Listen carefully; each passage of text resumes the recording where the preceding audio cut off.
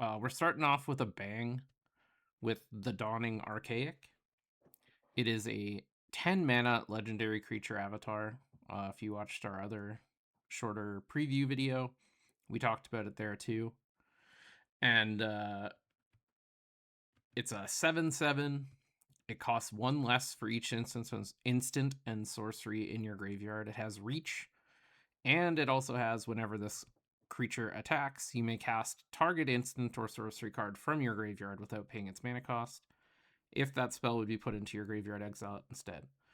I think this card is pretty amazing, honestly. There is a little bit of tension between these types of cards and delve spells and graveyard hate. So you need to be a little conscientious of that in deck building and in the course of the game, in terms of what spells you allow to live and resolve if you have any control over what your opponent's doing. But I think this is a very excellent way to win the game. I think it's very difficult to remove in that it both costs a lot of mana and has a lot of toughness, which both are traits that dodge many relevant removal spells. And I think it will be very easy to win the game if you ever get to untap and attack with this. I also think there will be a bunch of games where you cast this for like 2 and your opponent picks it up and reads it and then shakes their head and then picks it up and reads it again. And then you attack and then they're like, you like get back, like dig through time, and they're like, surely you can't do that because it says like CMC 4 or less or something, and no, it doesn't. And yeah, I think this card is great. I think it's going to be good in a swath of different decks. Sadly, mostly blue, secret blue card. But yeah, I think this card is good. Quite good. One of the better cards in the set, I would say. Up next, we have Antiquities on the Loose. This is a 3 mana white sorcery, 1 white. Create 2/2 red and white spirit creature tokens. Then, if this spell is cast from anywhere other than your hand, put a +1/+1 counter on each spirit you control. This card is kind of just a medium tokens card, I think. Getting 2/2/2s for 3 mana is like fine in a tokens deck. The flashback is like purely upside, I think. In a long game, you can potentially flash it back and just gain some advantage that way. It is secretly 2/3/3s as well for 3 mana, which is on the back end. So 2/3/3s for 6 mana. There are other ways to make spirits as well. So potentially get additional advantage on the back end. Or if you manage to like exile it off the top of your deck with like a Lelia or something, sometimes you can spike it and make some bigger spirits that way. But I think this card is only okay. Maybe sees play in a few decks, may see no play, and that's okay. Up next, we have Dig Site Inventory. 1 mana white sorcery. Put a +1/+1 counter on target creature you control. Gains vigilance until end of turn. Flashback, single white mana. This is just a really efficient way to trigger Heroic and Repartee, which is a new keyword from the Silver Quill. I don't know what they call themselves. Guilds, Academy, School. School sounds right. And it's also just pretty efficient at triggering prowess and those types of things. Giving vigilance is sometimes relevant, but it's like a very cheap way to cast 2 spells, which is pretty nice. So this is just like at most ever a role player card, but kind of one of those nice role player cards, I think. Could see play in like prowess style decks if you figure a way to finagle white in there, which I might try and do soon. Little teaser Easter egg. Watch out for Jeskai big prowess soon. Up next, Erode. We talked about this one in our video as well. If you're familiar with Canadian Highlander, you have probably played with and against the card Path to Exile. I think this card is actually generally better than Path to Exile. Maybe a hot take. I think being able to target Planeswalkers is better than exiling. I think it comes up more often that you come up against Planeswalkers more often than the exiling is relevant. Realistically, they're probably pretty similar, and if you play one, you should probably play the other. I don't really see a world where you're like, I'm going to play Erode, but not Path, or vice versa. This card is very good. Cheap removal is very good. The downside in this is quite significant. Like, you really don't want to cast this early on like your opponent's first play, but sometimes their first play is a Psychic Frog, and you really do want to cast this early on their first play. So, you know, that's just becoming less and less true as time goes on. And yeah, you just need cards that do the thing. This is a card that does the thing. You're not like the most excited about it, but especially in the late game when like you spend 1 mana to kill their thing and get to play a threat, and they get like their 7th land in play, and they're not playing Scapeshift, so that's irrelevant. You'll feel pretty good. So yeah, you should probably play Erode in basically every white fair deck you play, I think. Up next, we have Emeritus of Truce. 1 white for a 3/3 cat cleric. When this creature enters, target player creates a 1/1 white and black inkling creature token with flying. Then if an opponent controls more creatures than you, this creature becomes prepared. When it's prepared, it enables you to cast Swords to Plowshares, single white mana instant. You all know what it does. Exile a thing. Its controller gains life equal to its power. I've been trying to think about the scenarios for this card. So, like, let's say you're a control deck.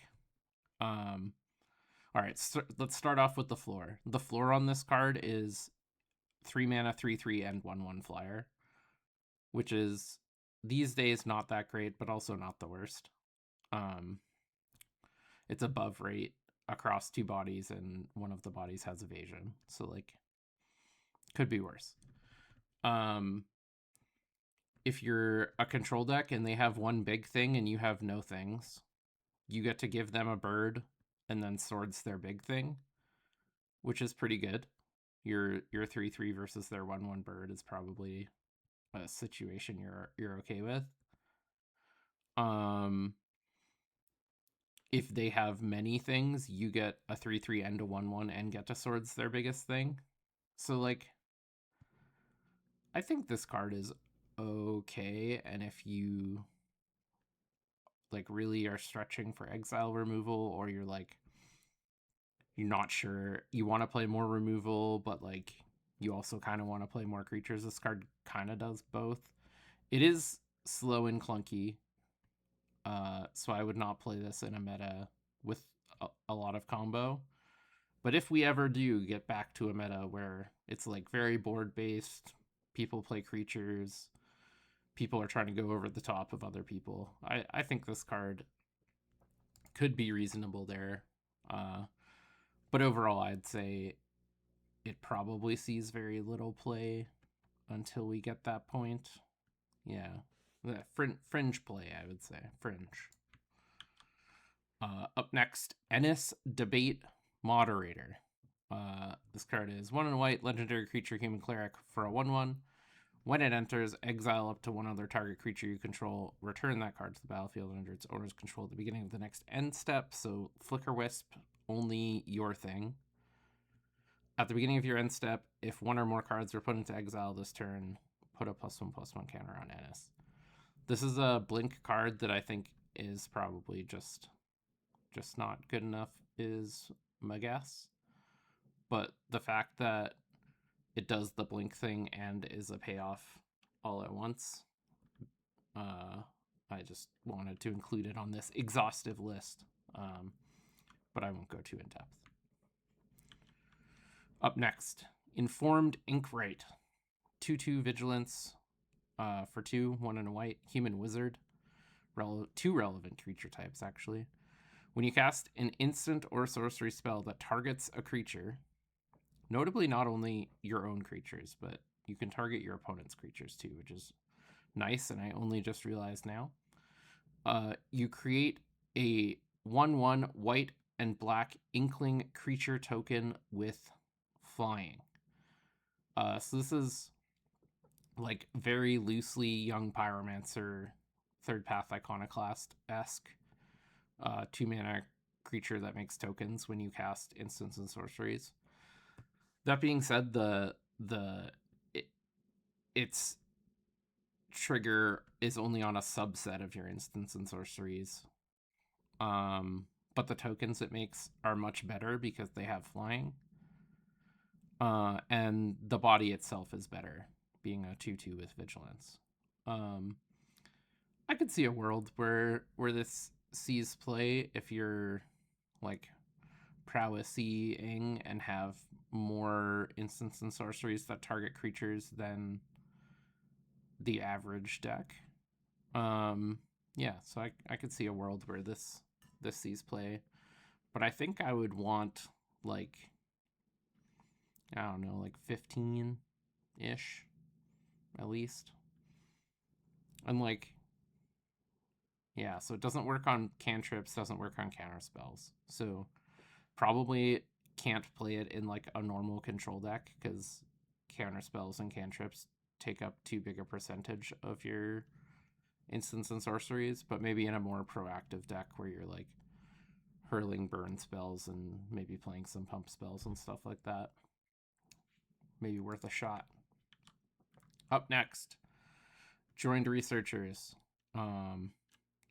This card is basically built around Secret Rendezvous, which isn't playable. I don't really know why I included it on the list. I was just getting trigger happy, making new tabs. Yeah, this is a multiplayer card. It's not a Canadian Highlander card. Sorry if you wanted to play this, but I don't think it's good. Up next, Practiced Offense. 2 and a white, sorcery. Put a +1/+1 counter on each creature target player controls. Target creature gains your choice of double strike or lifelink until end of turn. And it has flashback for 1 and a white. This card could be pretty exciting in like a go wide tokensy deck. I know our resident tokens expert, Jason Jobin / Grim Hortons, is at the very least intrigued by this card.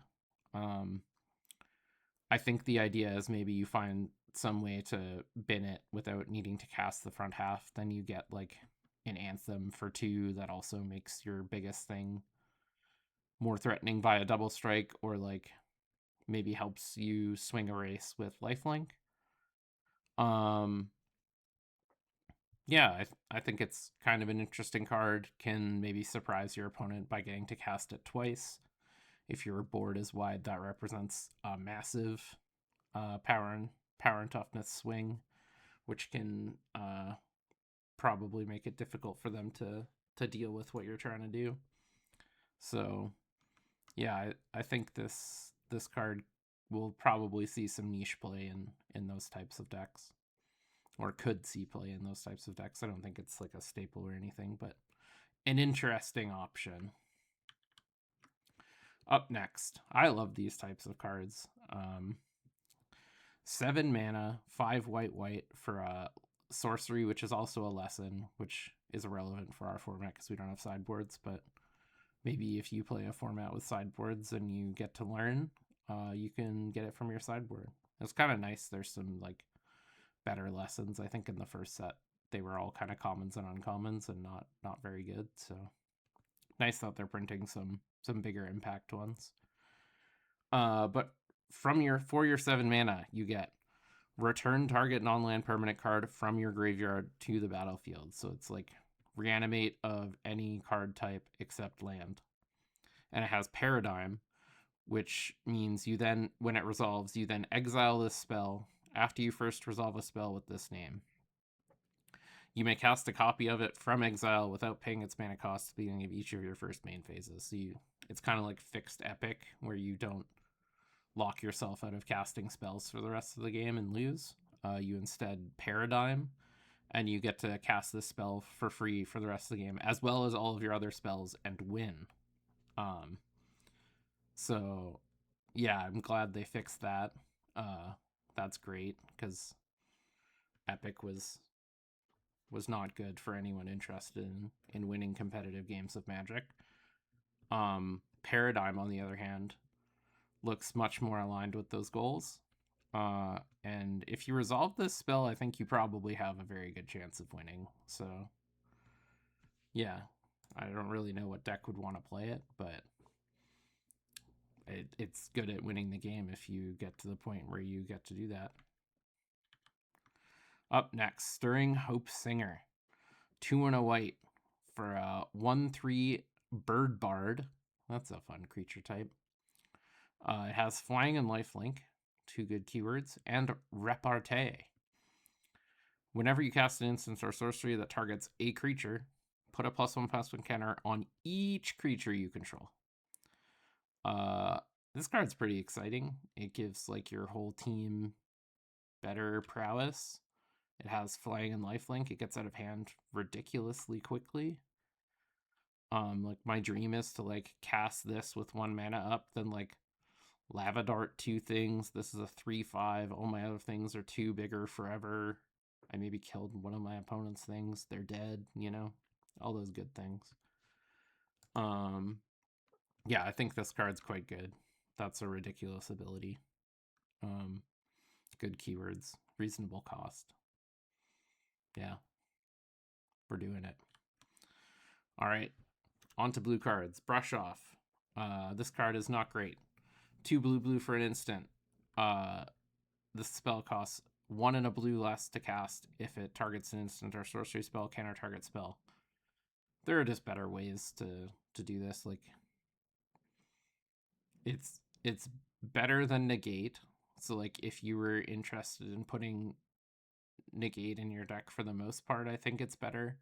It doesn't counter enchantments or artifacts for cheaper, but I think the ability to counter creatures in the late game makes this better than negate, which is the only reason I like stared at this for a while deciding if it was better than negate or not, and I think it is slightly.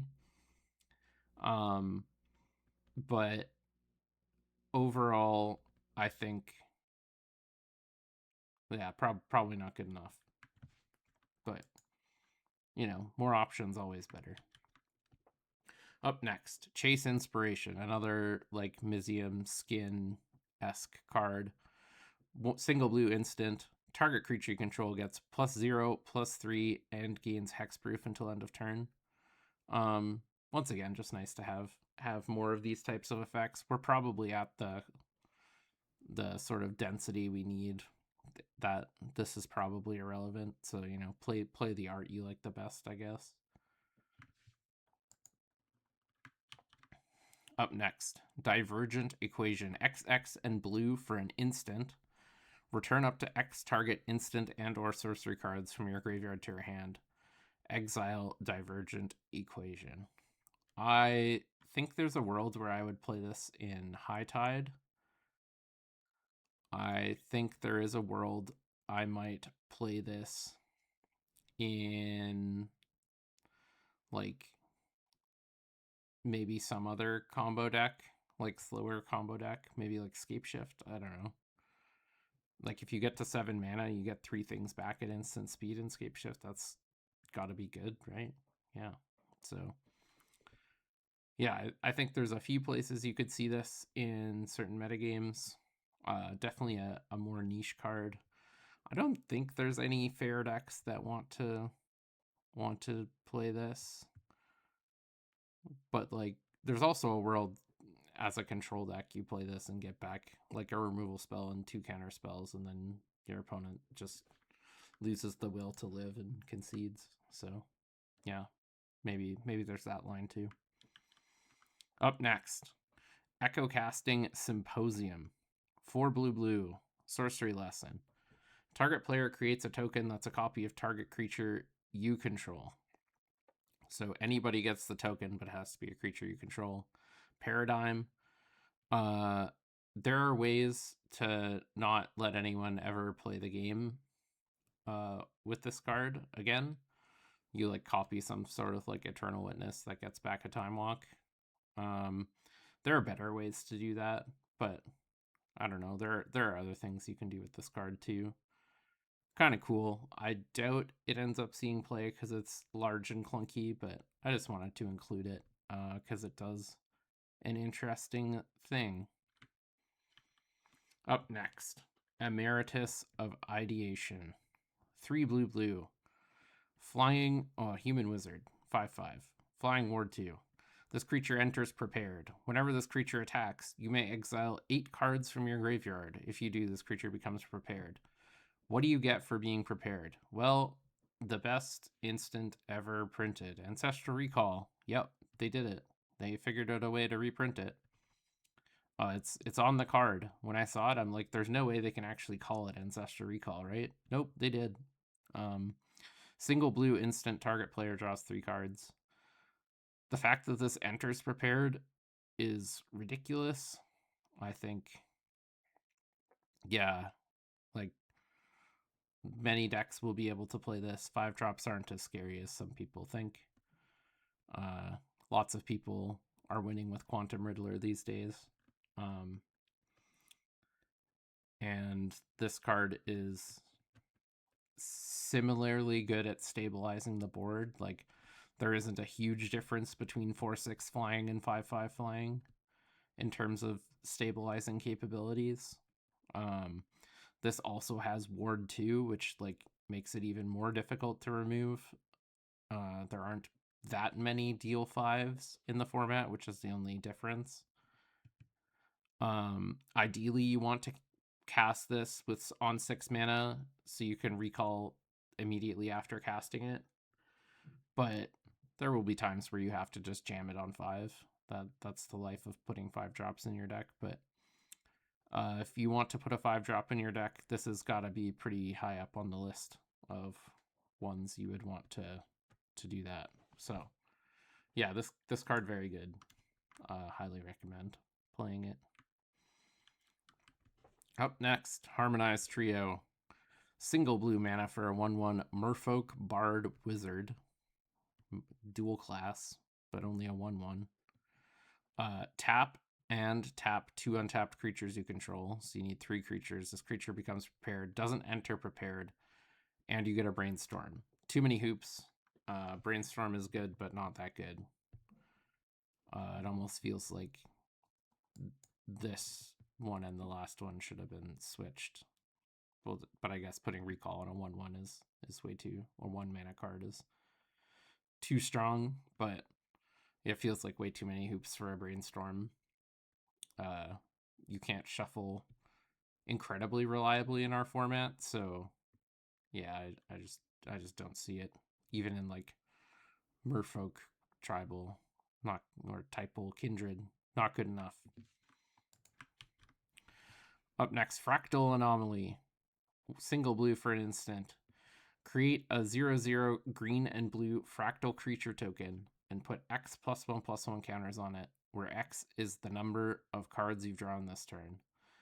This is kind of an interesting card. I don't think most decks can play it, but I think one of the decks that is underexplored is like the blue like flash flying decks that play like all the curiosities. And of course you also play like a bunch of cantrips in that deck. And I think a card like this could potentially see play in a deck like that. If you ever line it up with Brainstorm or Recall or something, it's obviously great. But I think drawing cards is becoming easier and easier. And I think there are a bunch of decks that draw like a lot of cards that for 1 mana could make like a 4/4 or a 5/5 at instant speed, and that's pretty scary and good. So I don't know if we're quite there yet. Would definitely need to do some testing, but I think there are situations where you could make this card worth including. Up next, Flow State. 1 and a blue sorcery. Look at the top 3 cards of your library, put one of them into your hand, the rest on the bottom in any order. So we got Sorcery, Speed, Anticipate. But if there is an instant and a sorcery card in your graveyard, instead put 2 of them into your hand and the rest on the bottom in any order. So this isn't like always online, especially early, but I think it's like easy enough to get online for most blue decks, at least, that it's worth including. It's like in the same vein as Expressive Iteration, in terms of it gets you 2 cards for 2 mana. When it's on, it's better than Expressive Iteration because it gives your opponent less information. You're not required to take a card you're going to play that turn.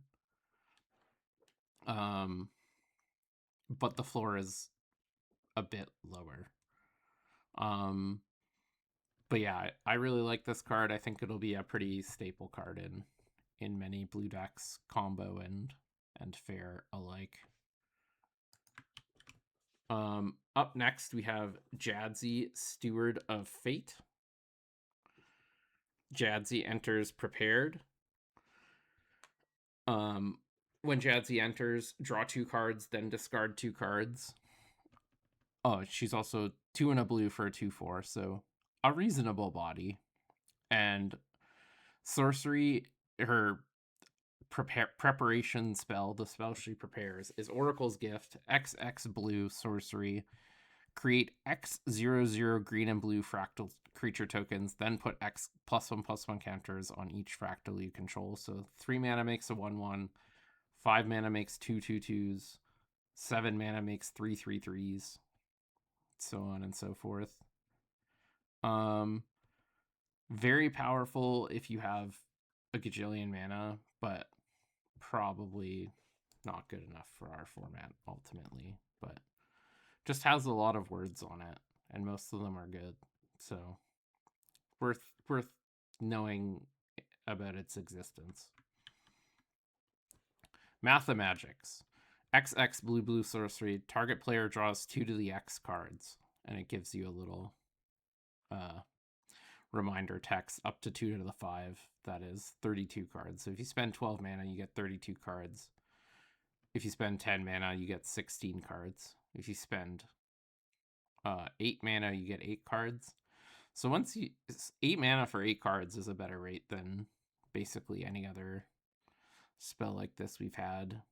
6 mana, 4 cards, that's about right as well. It's slightly under 8 because like opportunity exists and that's an instant. So like you want to be spending at least 8 mana on this.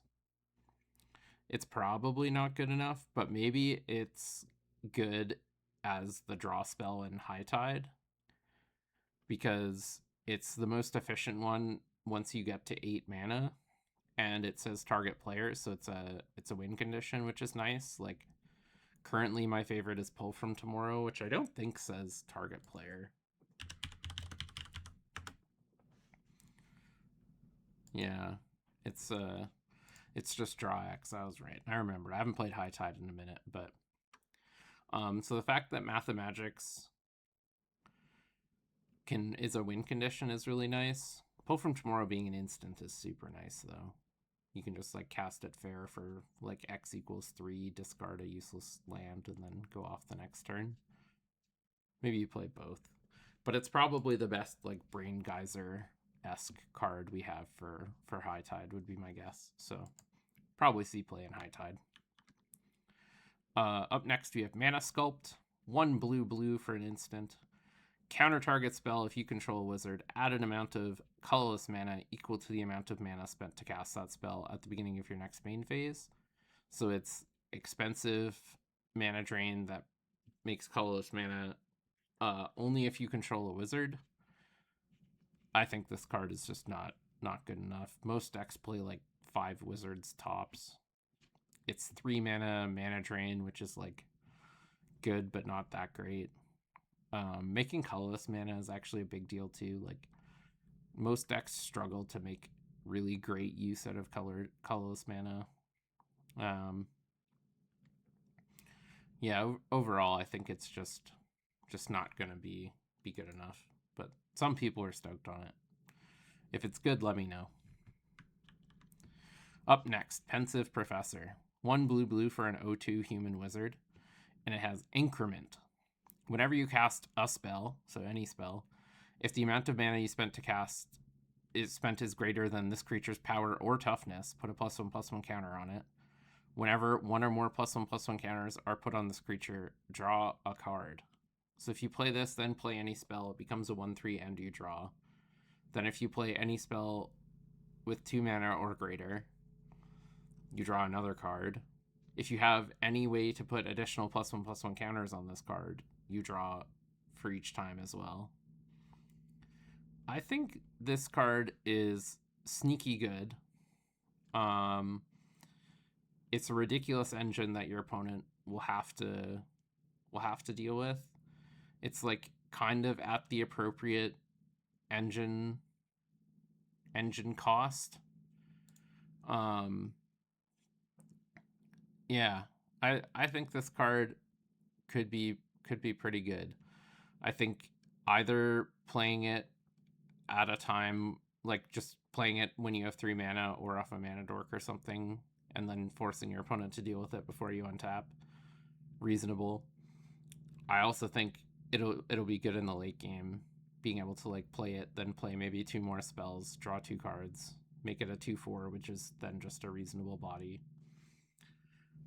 Yeah, I'm cautiously optimistic for this one. I'll try it in something, I'm sure. Up next, Orisa Tide Choreographer. 4 and a blue for a Merfolk Bard, 2/2. The spell costs 3 less to cast if creatures you control have total toughness 10 or greater, which is like kind of hard to do, but also not the most hard to do. And when Orisa enters, draw 2 cards. And this is what got me going. So if you jump through the hoops, if you have 10 toughness, you get a 2 mana 2/2 that draws you 2, which is like real good. I think it's a slam dunk in Merfolk because that's a deck where getting the 10 toughness is trivial. And I also think there are potentially other, like, we're starting to get enough like reasons to be blue in creature decks that I think it's more doable than it ever was previously. And this rate is so good if you jump through the hoop. If you draw it in the late game and get to draw 2, like, and get a 2/2, like, that's kind of fine too. Like, the buyout is very similar to something like Lorien Revealed, where you just like get a free 2/2 instead of one of your cards, which is probably not better than a random card, but you know, at least in the ballpark of roughly equivalent. But if you're ever casting this for 2 mana, it's amazing. So very high upside. Something to keep in mind. Definitely goes in Merfolk. Up next, Sky Coach Conductor. 2 and a blue for a 2/3 Flash Flying Vigilance Bird Pilot. It enters prepared. That's text we are learning to love. The hoops for the ones that don't enter prepared are pretty consistently not worthwhile, I think. The prepared spell you get is All Aboard. Single blue instant, exile target non-pilot creature you control, so it can't exile itself or copies of it. Then return that card to the battlefield under its owner's control. So it's kind of Resto Angel-ish, but you can put the blink on layaway, which is kind of nice. And you can also blink this to put another blink on layaway, which is not the worst. Probably goes in the blink deck. Up next, Wisdom of Ages. 4 blue, blue, blue. Sorcery. Return all instant and sorcery spells from your graveyard to your hand. You have no maximum hand size for the rest of the game. Exile this. This is another High Tide card. I can't think off the top of my head if any other deck wants this, but this set is like juiced for High Tide. I know Liam's excited to rebuild it. I'm gonna rebuild it after as well. Maybe we'll have a updated High Tide off. That mirror is hilarious. Yeah, High Tide card. Don't think anybody else wants it, but it's one of those cards where like it's so powerful it wouldn't shock me if it broke something else too. Up next, Arnon, Deathbloom, Botanist into black cards. Maybe halfway-ish there. It's a 2/2 Vampire Druid. It has Death Touch, which is really nice for these small creatures that you can at least threaten to block, even though you never want to block with this. Whenever a creature you control with power toughness 1 or less dies, target opponent loses 2 life and you gain 2 life. This makes machine gunning somebody with aristocrats very easy, I would say. Like, exceptionally easy, especially when you consider that she has, I don't know whether Delny cares about power or toughness. I think power, but she has less of it than Delny cares about. So Delny doubles the triggers. We're pew-pewing with the aristocrats. Yeah, this is a great aristocrats card, especially if you're on like the more combo-y builds, which are the ones I prefer. Yeah, this card great in aristocrats. I know Jason was maybe looking at it for tokens as well, because you can like play this and then just cram with tokens, and they're either taking 1 or 2, and sometimes that's good enough. So yeah, cool card. Up next, I've seen a bunch of people talking about this card, Emeritus of Woe. 3 and a black for a 5/4. This creature enters prepared. Excellent. At the beginning of your end step, if 2 or more creatures died this turn, this creature becomes prepared. That's really easy. If 2 creatures traded in combat, it becomes prepared. Notably only on your end step, though. Doesn't trigger on your opponent's end step. And the prepared spell is Demonic Tutor. Maybe you've heard of it. 1 and a black sorcery. Search your library for a card, put that card into your hand, then shuffle. All right, so I'm kind of torn. I love a Demonic Tutor more than most people, but I don't love 6 mana Demonic Tutor, which is kind of what this is. I much prefer 2 mana Demonic Tutor, like Demonic Council. Yeah, I can't think of any deck outside of Mono Black that wants to play this. But I am going to build Mono Black again soon, and I'm 94% sure this gets into that deck. So, yeah, I'll play it in that deck, but I don't think it gets into any of, like, the top decks currently. Like, I know the Rakdos chat was talking about it, and I just think it's a little too clunky there. If it had a keyword, like, if this had Menace, Death Touch basically does nothing. If this had Menace, I would play it. If this had Lifelink, it would be like the easiest slam dunk of all time. If this had Flying, it would be not so cuckoo bananas. But yeah, just 5/4 vanilla is just so blech. You know? We're in 2026. Like, I can play a 2-drop that beats this in combat. Like, come on. Give me something. Up next. 5 and a black for another 5/4 vanilla. Forum Necroscribe. At least we get Ward discard a card here. Yeah, check Ward discard a card on that last one. Then we're cooking. Repartee. Whenever you cast an instant or sorcery spell that targets a creature, so you play this, then snuff out their thing. Hear me out.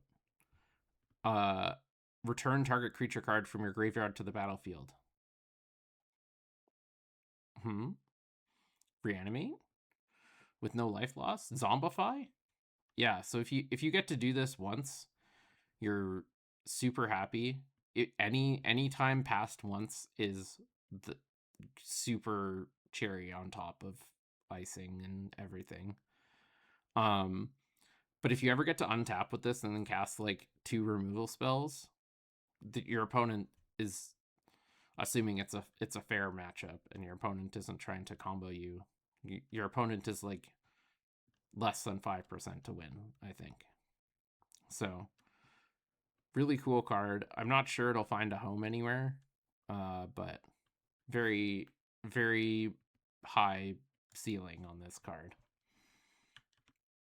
Up next, Grave Researcher, 2 and a black, 3/3. At the beginning of your upkeep, surveil 1. Then if there are 3 or more creature cards in your graveyard, this creature becomes prepared. So it doesn't enter prepared, but it happens on your upkeep. It gives you surveil, which is nice. And 3 creature cards in the graveyard isn't that hard. So not a huge hoop for this one. And the prepared spell you get, Reanimate. It's a pointed card, so it's probably pretty good. Single black sorcery, put target creature card from a graveyard onto the battlefield under your control. You lose life equal to that card's mana value. This is another card that was just like screaming for literally any keyword. Like even if this one was ward pay 3 life, like I think it's a slam dunk. I think it's so close currently. I think most decks won't end up playing this, would be my guess.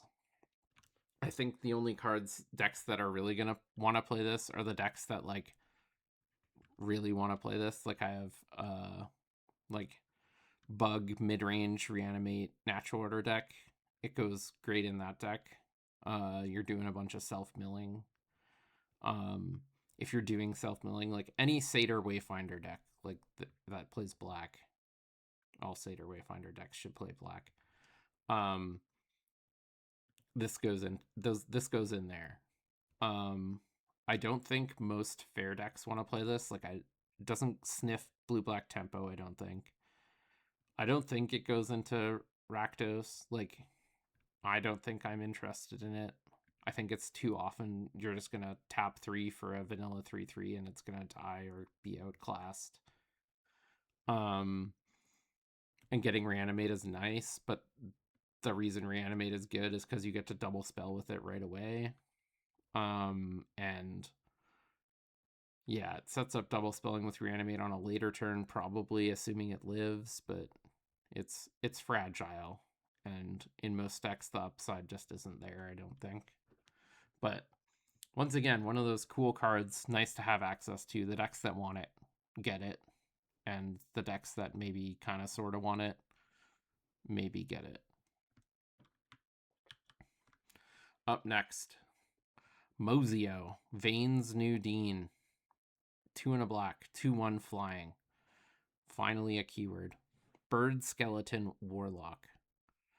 When Mozio enters, create a 1/1 black and green pest creature token, which whenever this creature token attacks, you gain 1 life. So why are these ones when it attacks gain a life and not when dies gain a life? I prefer when dies. I want to block.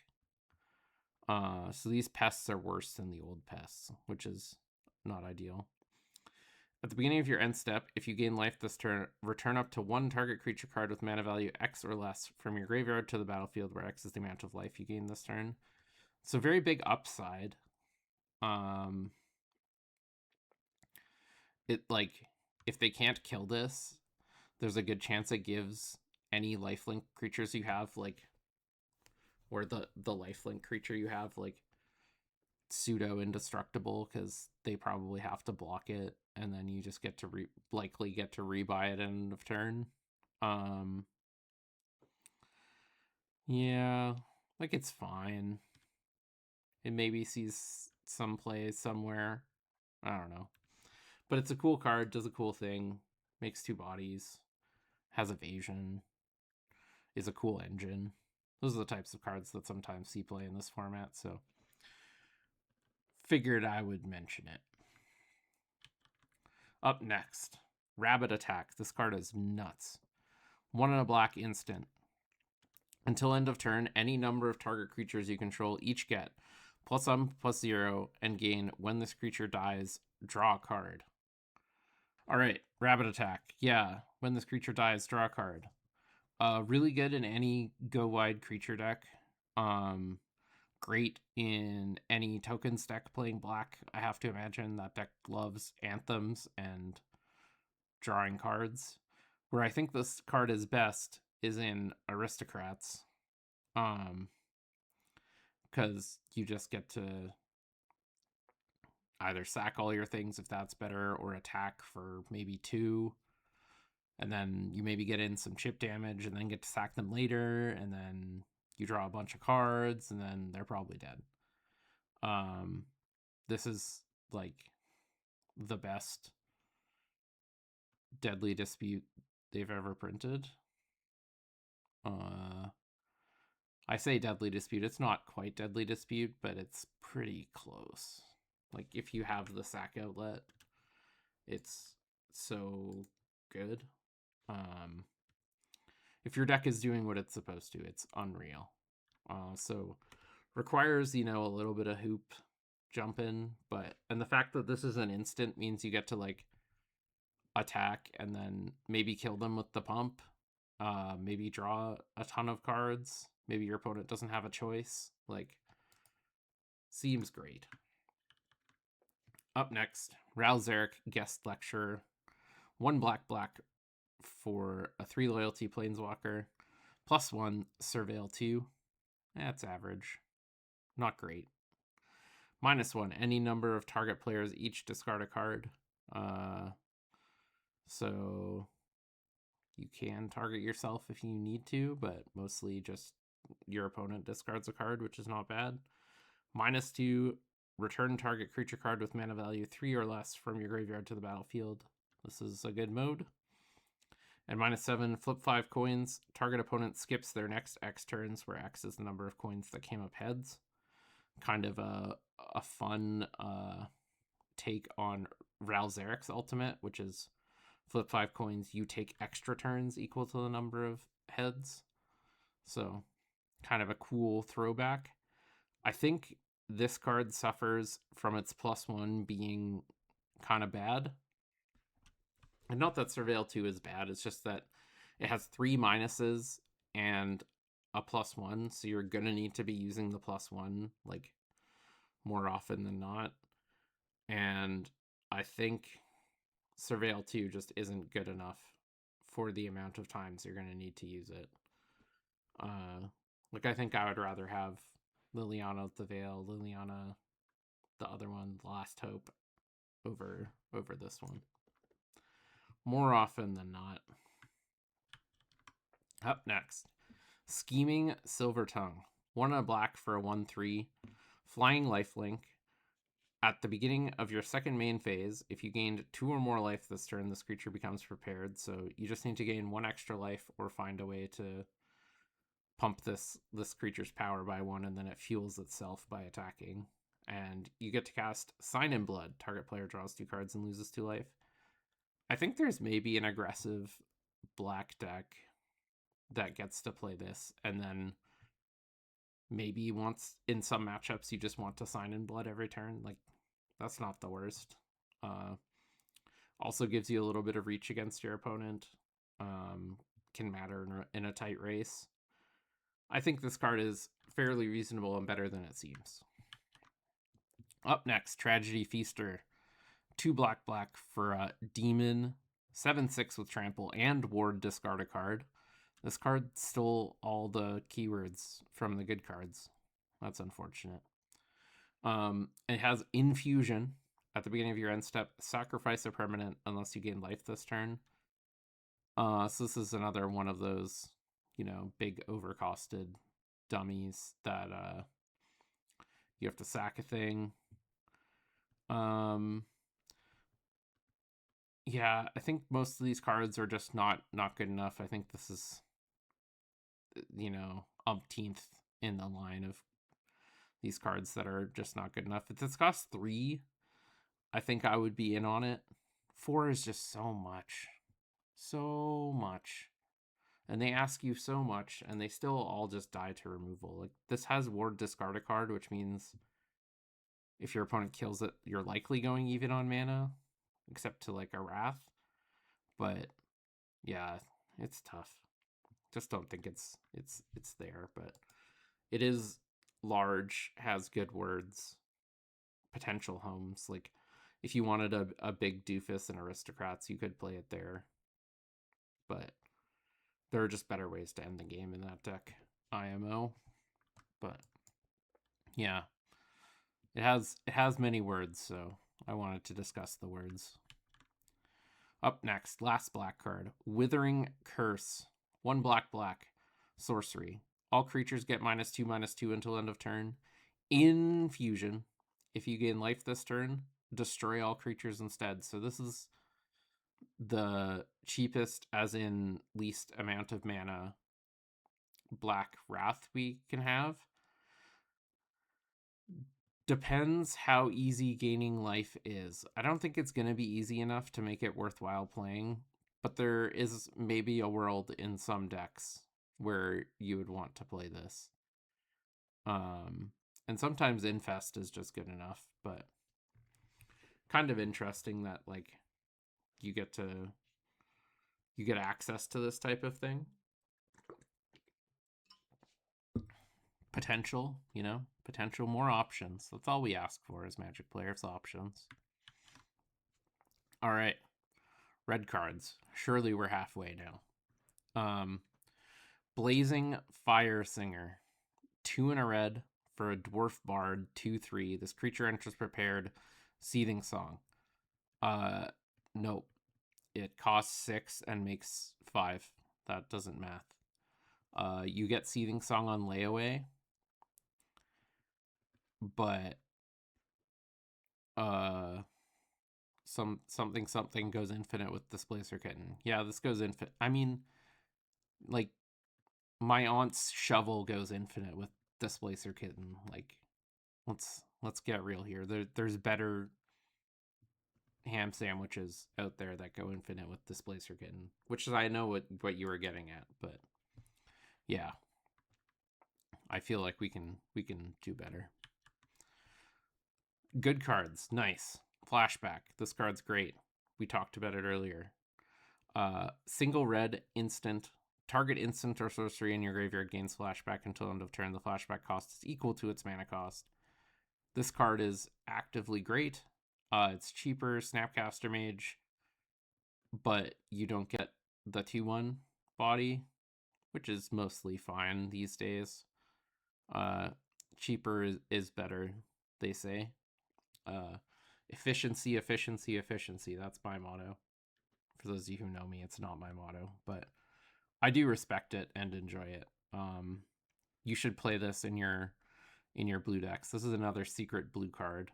It maybe gets to go in some non-blue decks that are like specifically interested in this, like maybe red-black combo-ish decks, like red-black Reanimator probably wants this to rebuy hand attack or reanimation spells. Trying to think off the top of my head what other decks get to play it.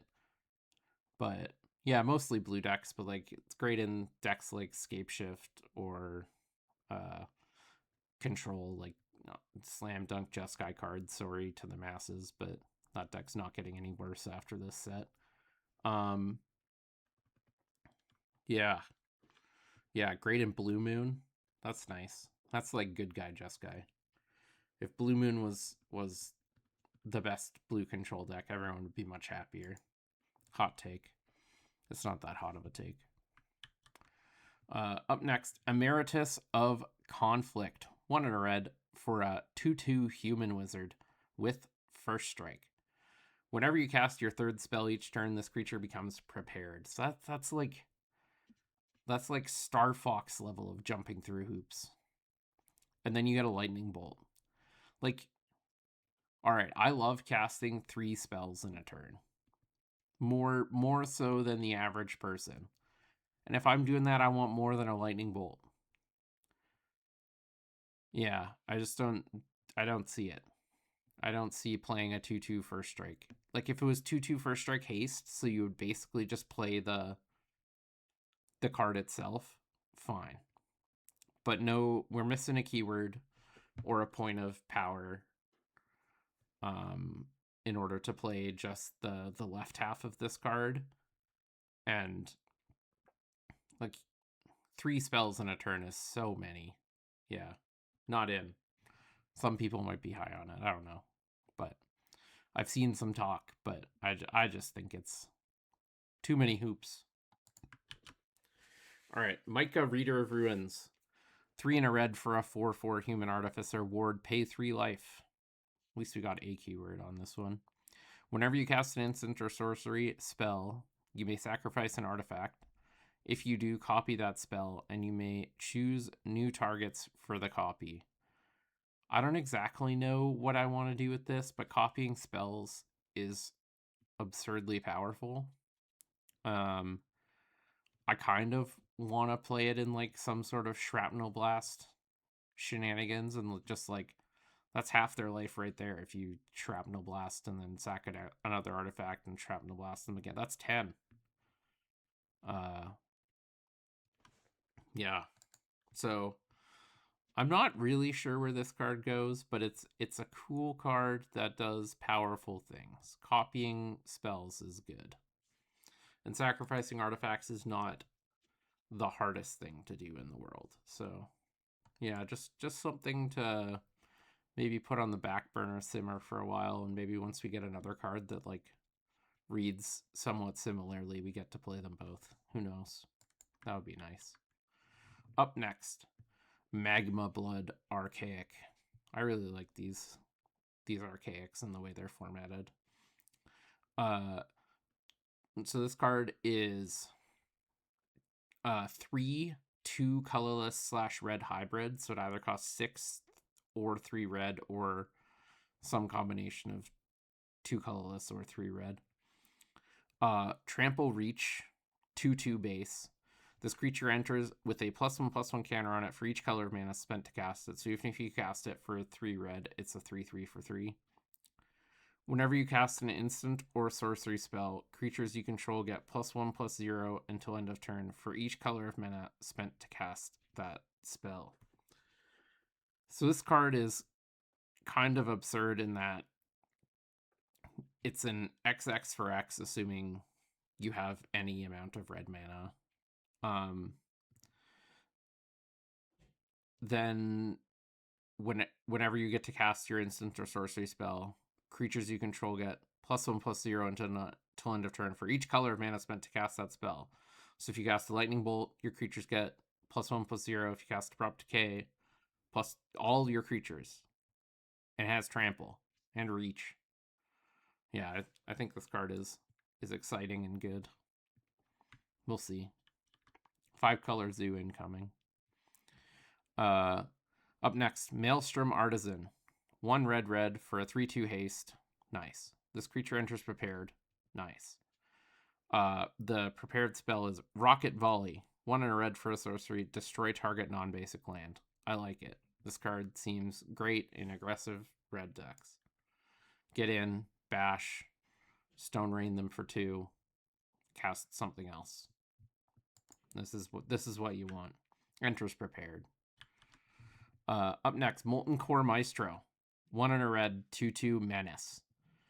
Opus. Whenever you cast an instant or sorcery spell, put a +1/+1 counter on this creature.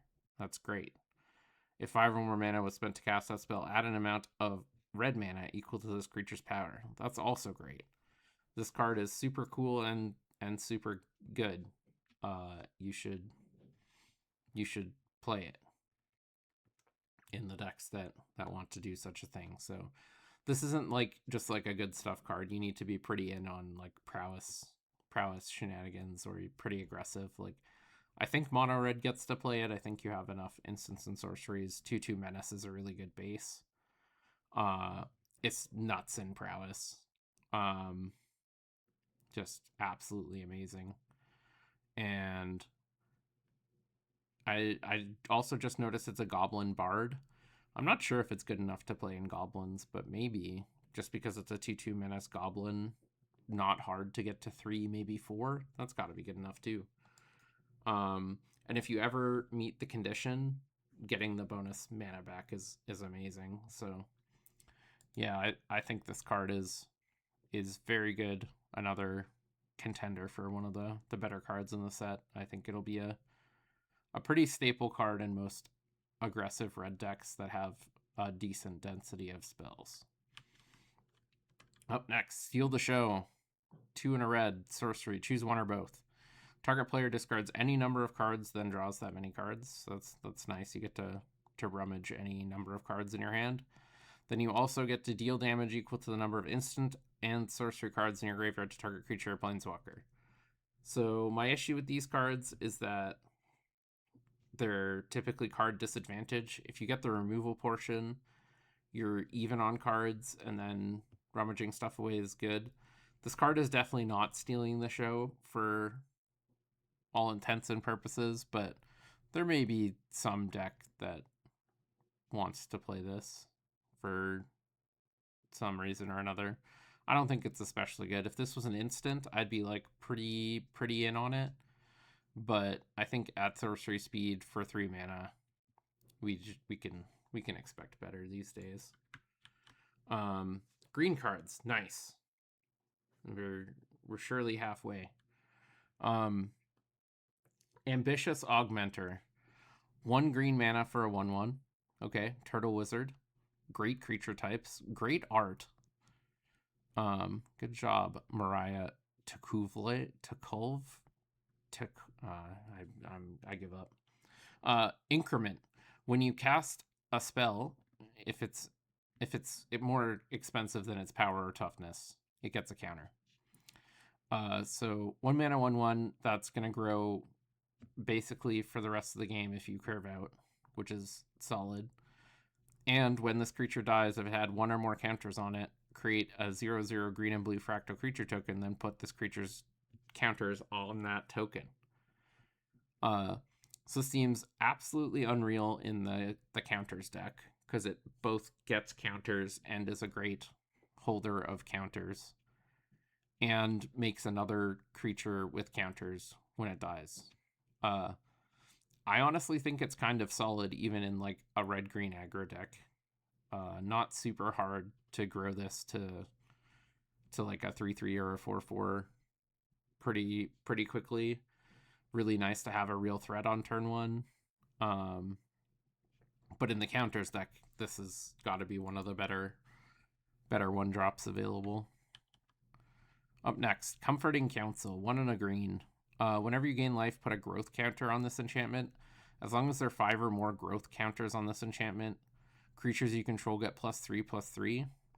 So I actually think this is a nuts card for like the Abzan-ish Soul Sisters decks, because it doesn't say like once per turn. So like if you play a Soul Sister into this and then play this and then play Soul Sister, you just gained 5 life. Close.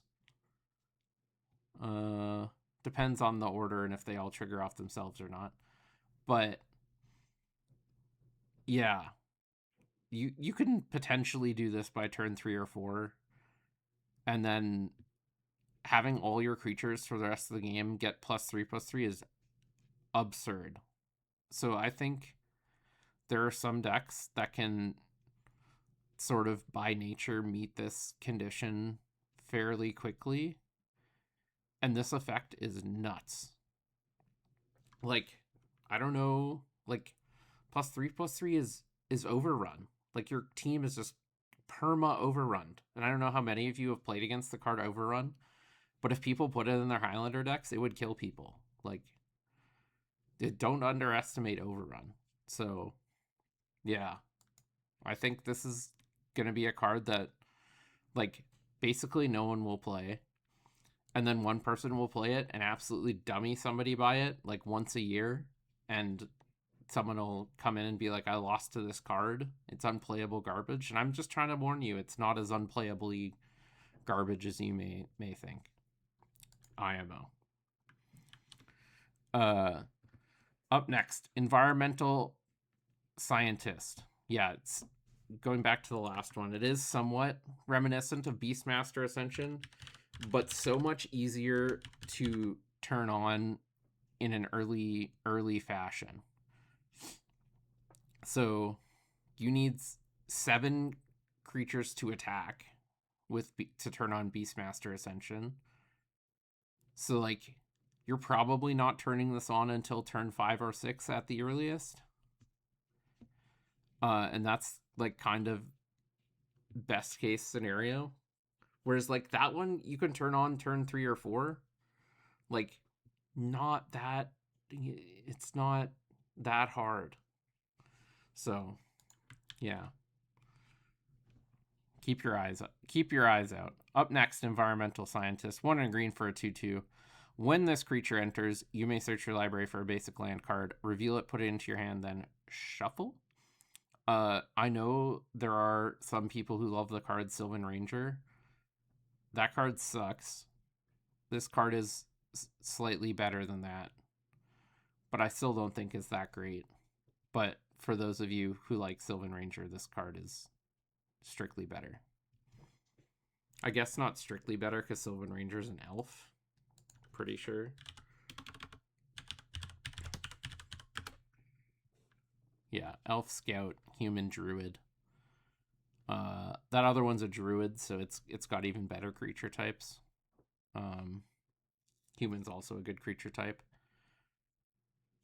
Yeah, I don't think either of these cards are great. I just think like you can just get a land and put it onto the battlefield for 2 mana. Like, come on, what are we doing? But yeah, stop playing Sylvan Ranger. Play this thing instead. Up next, Emeritus of Abundance. It's a 3 mana, 3/4 elf druid, 2 and a green. This creature enters prepared. Love it. Whenever this creature attacks, if you control 8 or more lands, this creature becomes prepared.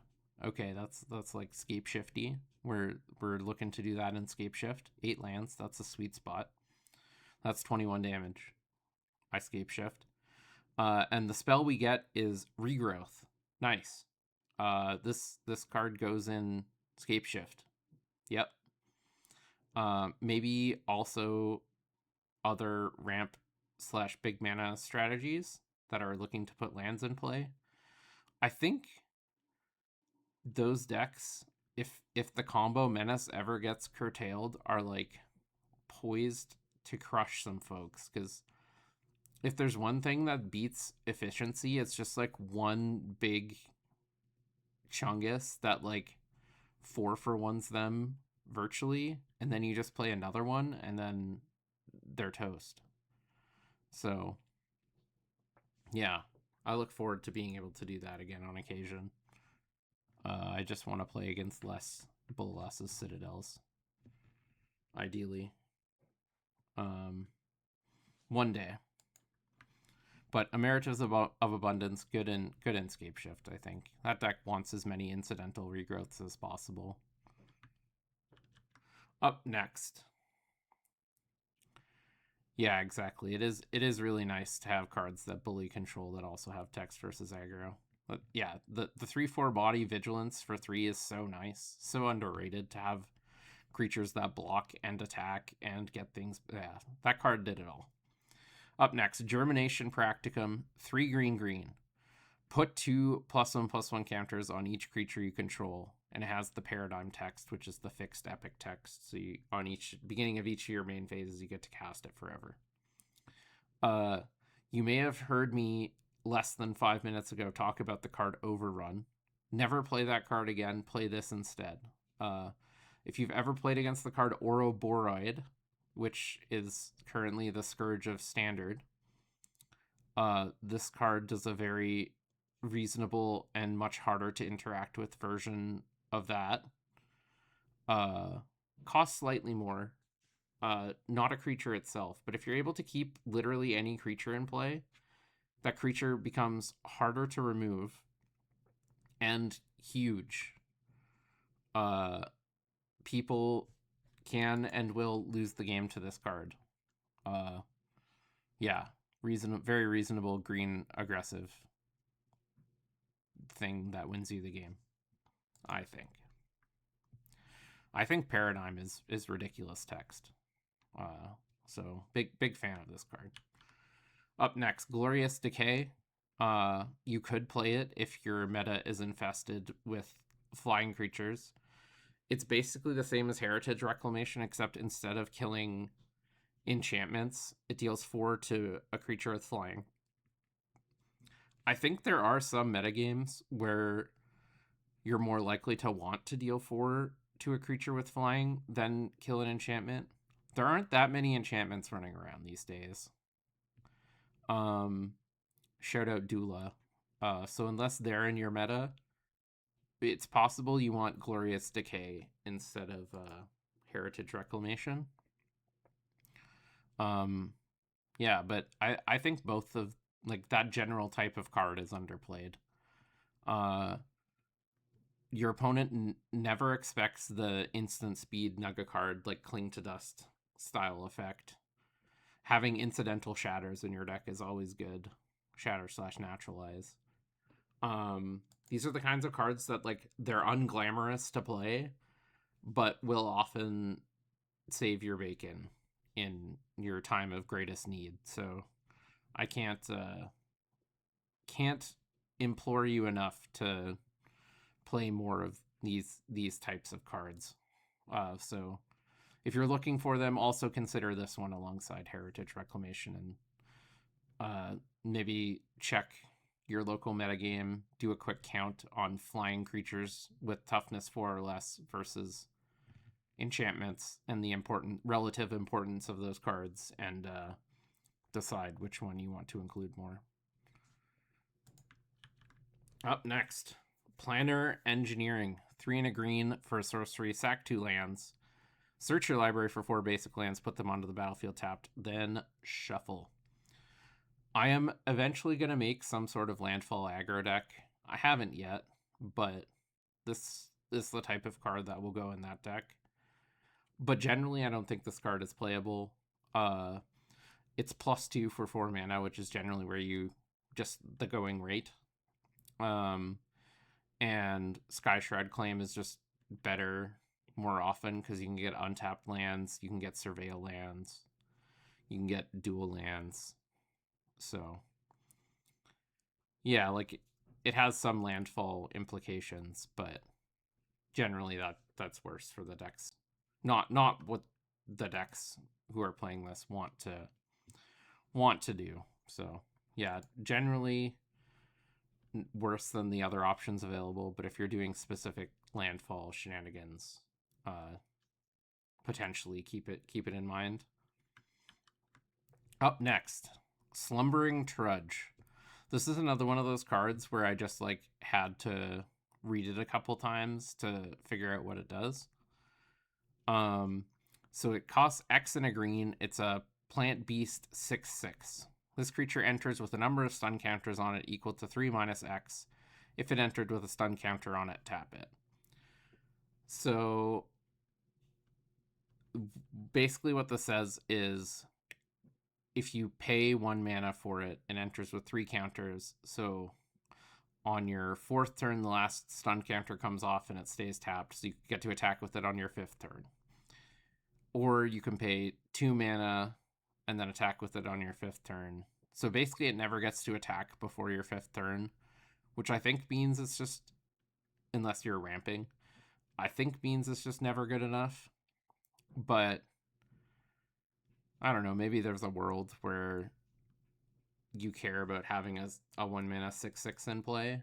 There are some things that care about having big creatures, or you get advantages like discounts on spells for big creatures. So it is one to consider if you're looking to do those things, but I think on its own, at this rate, too slow. Up next, Studious First Year. Single green, 1/1 for a bear wizard. This creature enters prepared, and it rampant growths. 1 and a green sorcery. Search your library for a basic land card. Put it on the battlefield tapped. Then shuffle. I think there's a world where there are decks that max out on rampant growth and want another one, and this is not the worst one to play. Like having a like just Chungus creature that you can block with that ramps you. It's kind of nice. I don't hate it. I love the curve of play this into rampant growth on turn 2. If your opponent spends a card to kill it, it's not the end of the world. Yeah, I think this card is somewhat reasonable. Some decks will play it. Maybe I'll get frustrated in that I play it on turn 1 and it dies too often and then I cut it. It's definitely worse than Secura Tribe Elder. Like, no questions asked. Much worse. It's probably worse than all, like, the regular rampant growths as well. But there are times its ceiling is higher, is what I will say. Up next, love this card too. Wild Growth Archaic. 2 colorless / green hybrid. So green or 4 colorless, 4 of any mana or some combination thereof. Trample Reach. This creature enters with a +1/+1 counter on it for each color of mana spent to cast it. So max 4/4 probably. But it's an XX again. And then whenever you cast a creature spell, that creature enters with X additional +1/+1 counters on it, where X is the number of colors of mana spent to cast it. So this card curves like nobody's business. If you can get this out like off a mana dork on turn 3 as a 3/3, and it lives, and then you get to cast 2 creatures next turn, like, imagine casting Psychic Frog and it enters as a 3/4.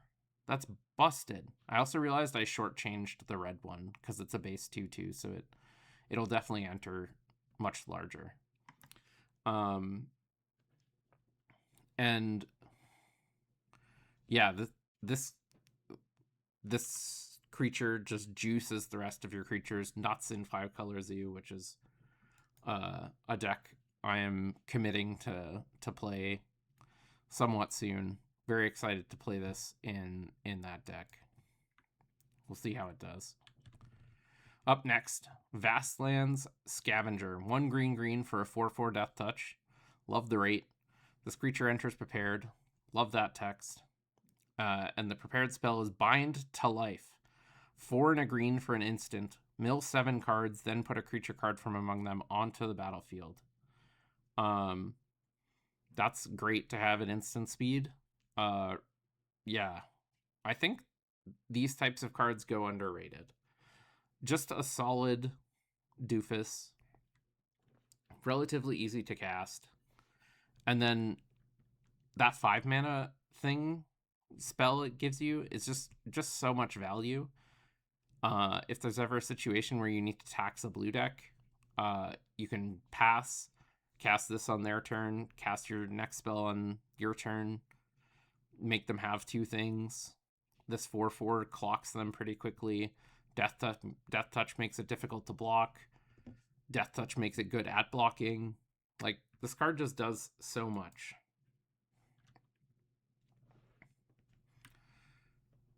Yeah, Death Touch is maybe slightly redundant on a 4 power creature, but I mean, there are times where they'll double block it and you get to kill both things. There are times where they attack you with a Barrogoyf and you just get to block and trade with their Barrogoyf with 1 creature, which is like really nice. So yeah, I think this is just like another role player card that many people will look at and overlook, but should go in more decks than it's going to get played in. I'm calling it now. Before it's released, this card is underplayed. Boom. Hot take. All right, gold cards. Surely we're halfway. First one up. Applied Geometry. 2 green for a sorcery. Create a token that's a copy of target non-aura permanent you control. Oh, interesting. Permanent you control. So it can copy non-creatures. I didn't read that at first. Except it's a 0/0 fractal creature in addition to its other types. Put 6 +1/+1 counters on it. So this card is pretty cool in that it just makes a huge copy of something you control that's also a creature. I'm trying to think of weird things you can do with it. But I was thinking it's just like one of the best clones they've printed, because like you can copy like a spell seeker, but it's a 6/6, but it also still spell seekers, right? That's what that does? Yeah, yeah, that's what that does. You get the ETBs off of it. I think this card's kind of good. Um, people are playing good creatures these days. Blue and green both have good creatures, it turns out. And making a gigantic copy of one of your good creatures is probably good. You need to be a little careful with the clone effects because they get blown out, especially the sorcery ones that don't just enter as a copy of something you have to target. So if they remove the target in response, you're sad and maybe just lose. But the upside on this one is high. Like you make a imagine making a 6/6 Eternal Witness that gets you back whatever you want. Like, yeah, that's really good. Yep. I think this is another card that, like, people probably just won't play, but one person out there is going to be like, this card is sick, and just absolutely crush people with it. Yeah, sure. Make hexproof things. I wouldn't make a Lotus Field because I don't like sacking lands, but that is an option available to you. All right. Up next, we have Aziza, Mage Tower Captain. Red-white for a 2/2. Whenever you cast an instant or sorcery spell, you may tap 3 untapped creatures you control. If you do copy that spell, you may choose new targets for the copy. So the only reason I put this card in is because of the card Price of Progress. That's all I could think of. I don't think it's good enough just because otherwise it's a bear. It's a vanilla 2/2 for 2 that's kind of hard to cast. But yeah, somebody will figure out something to do with it, and that'll be cool. Yeah, maybe Jeskai Ascendancy too. That could be a thing. Up next, Color Storm Stallion. 1 blue red 3/3 ward 1 haste for an elemental horse. Wild art. Good job, Lorenzo Lanfranconi. Opus, whenever you cast an instant or sorcery spell, this creature gets +1/+1 until end of turn. If 5 or more mana was spent to cast that spell, create a token that's a copy of this creature. So if you ever hard cast your Lorien Revealed, you get another horse. Kind of a nice like buyout on some of those cards. But overall, I think this card is too slow. It needed the +1/+1 counters. If this gave +1/+1 counters, I think I might be in on it. That like combination of value might be good enough, but I think just like the prowess version is not good enough here. That's my inclination, at least. Up next, Cauldron of Essence. 1 black-green for an artifact. Whenever a creature you control dies, each opponent loses 1 life and you gain 1 life. 1 black-green and tap, and sacrifice a creature. Return target creature card from your graveyard to the battlefield. Activate only as a sorcery. They printed a lot of good black-green Aristocrats cards in this set. I think this is another one. Having the Aristocrat, the Blood Artist text on non-creatures is really nice. Being able to buy back key pieces in that deck is also really nice. I think Abzan is maybe close to being the best version of Aristocrats. Next time I build Aristocrats, it'll be Abzan for sure. There are some really nice pieces there, and yeah, this likely goes in that deck because it has a lot of value, a lot of good text. Up next, Borrowed Knowledge. 2 red white sorcery. Choose 1. Discard your hand, then draw cards equal to the number of cards in target opponent's hand. Or discard your hand, then draw cards equal to the number of cards discarded this way. I just want to talk about this card because it's kind of nice to be able to go potentially very positive by windfalling or Like, it gives you like the option to one-sided windfall no matter what, by just targeting different people. And that's kind of good. I think maybe there are some combo decks that will want this. There's a world where some fair decks want this. Yeah. Kind of interesting. Someone in the chat mentioned hard to envision Kratz that doesn't have gut or broadside or goblin bombardment. Goblin bombardment is goated and is one of, if not the best aristocrats card. But I actually think cards like gut and broadside are like secretly not that great in aristocrats. I know it's a hot take. But I think the best version of aristocrats is like slow grindy engine deck, not aggressive deck. And if you don't have removal spells to back up gut and broadside, it's not actually that easy to attack with them if like the rest of your deck is not built on attacking and sucks at attacking. So I think those cards actually just don't fit into the deck, at least most versions of the deck. I think you can build like an aggressive deck that has like a kind of aristocracy sub theme, but yeah, my hot take is it's not an aggressive deck. It's a slow, grindy combo deck. Up next, Bogwater Lumaret. Black-green, 2/2 Spirit Frog with amazing art. Whenever this creature or another creature you control enters, you gain 1 life. Yep.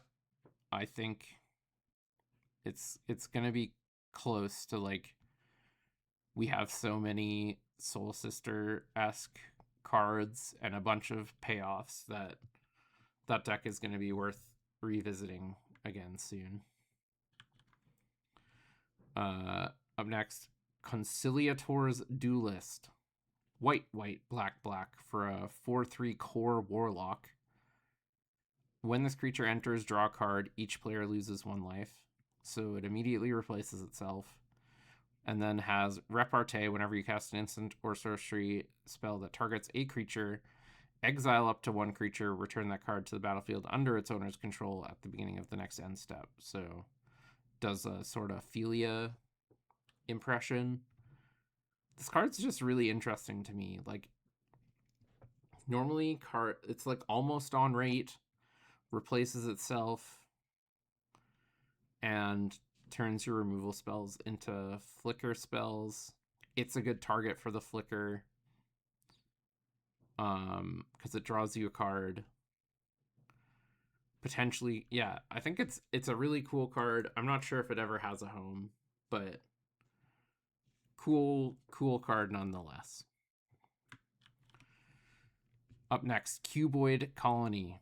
Blue-green for a 1/1. Flash, flying, trample, and increment. So whenever you cast a spell that has mana value greater than this card's power toughness, put a counter on it. I think Flash Flyers are underrated in the format. I think Flash Flyers that grow are great. This card has an additional keyword in trample. I think this card is another one that's going to be a bit underrated. I'm not sure it has the greatest of homes. Like, the days of being able to play Sorensen tempo are like sadly mostly over, I think. But maybe we're going back to like this kind of tempo style deck that plays all the curiosities. Maybe we can fit it in there. Up next, Dina's Guidance. 1 black-green for an instant. Search your library for a creature card, reveal it, put it into your hand or graveyard, then shuffle.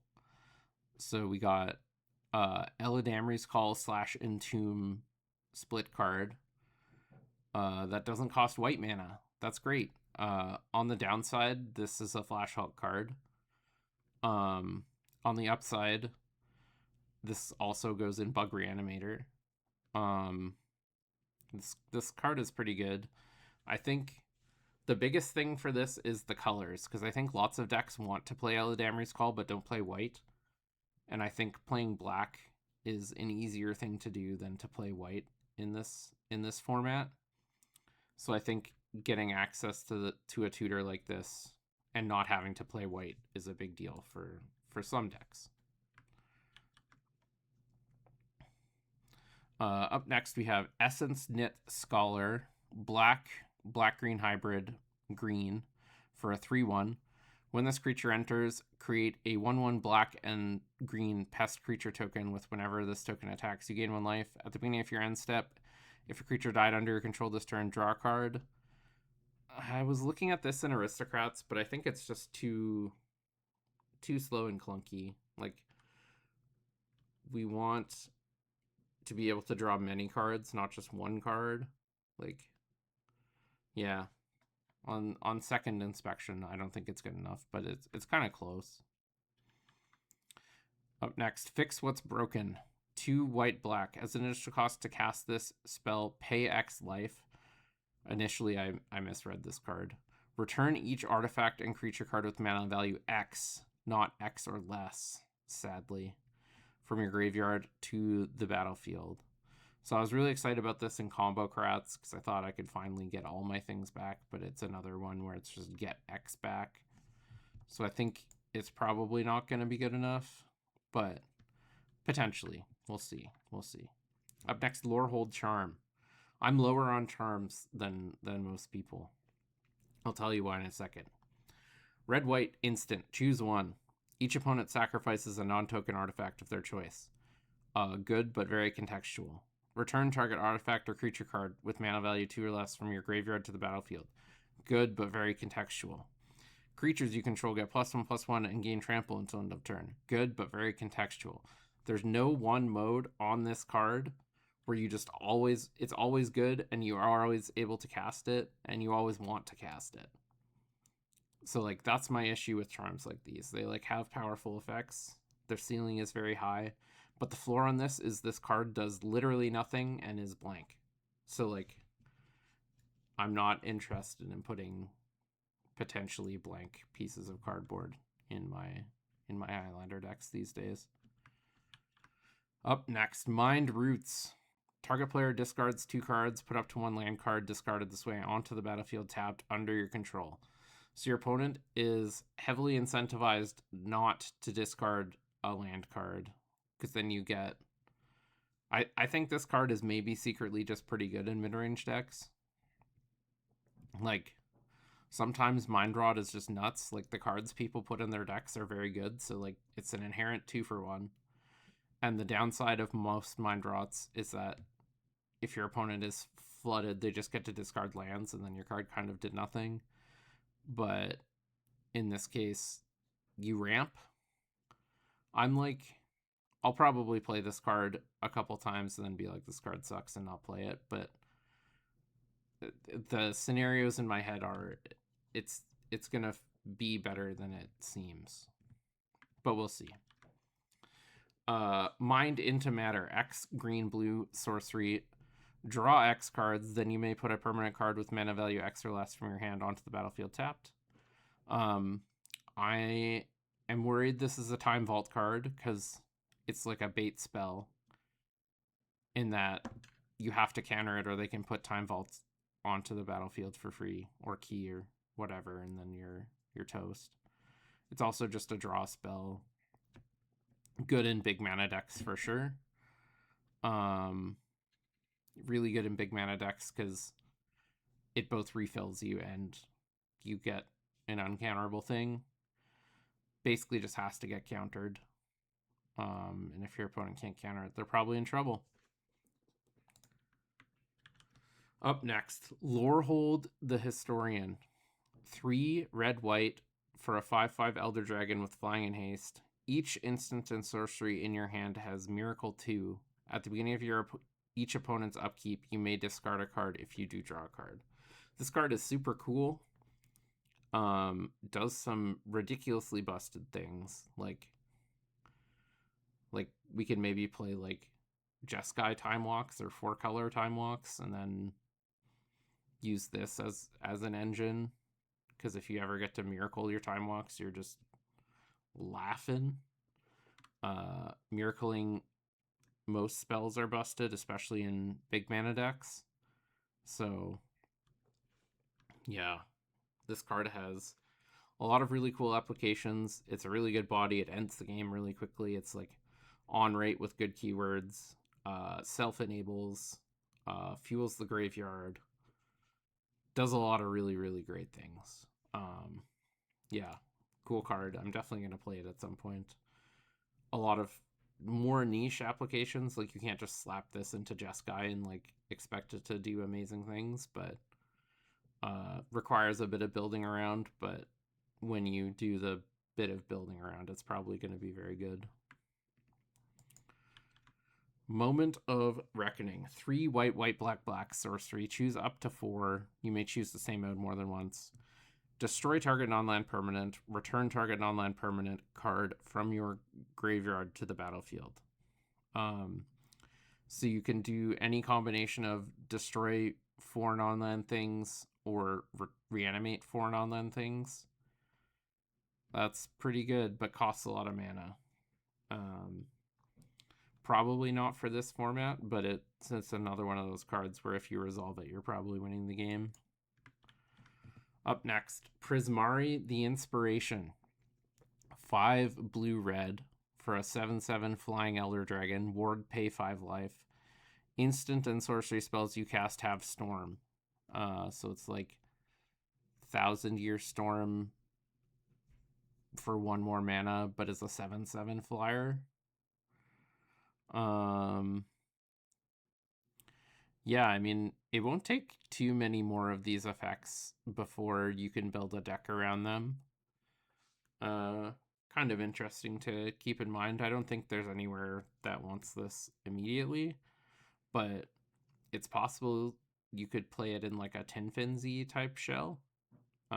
It's probably very easy to win when all your spells have Storm in Tinfin. So yeah, that's something to keep in mind. Up next, Prismari Charm. Blue-red for an instant. Choose 1. Surveil 2, then draw a card. Always online, always good. Prismari Charm deals 1 damage to each of 1 or 2 targets. Kinda medium niche. Return target non-land permanent to his owner's hand.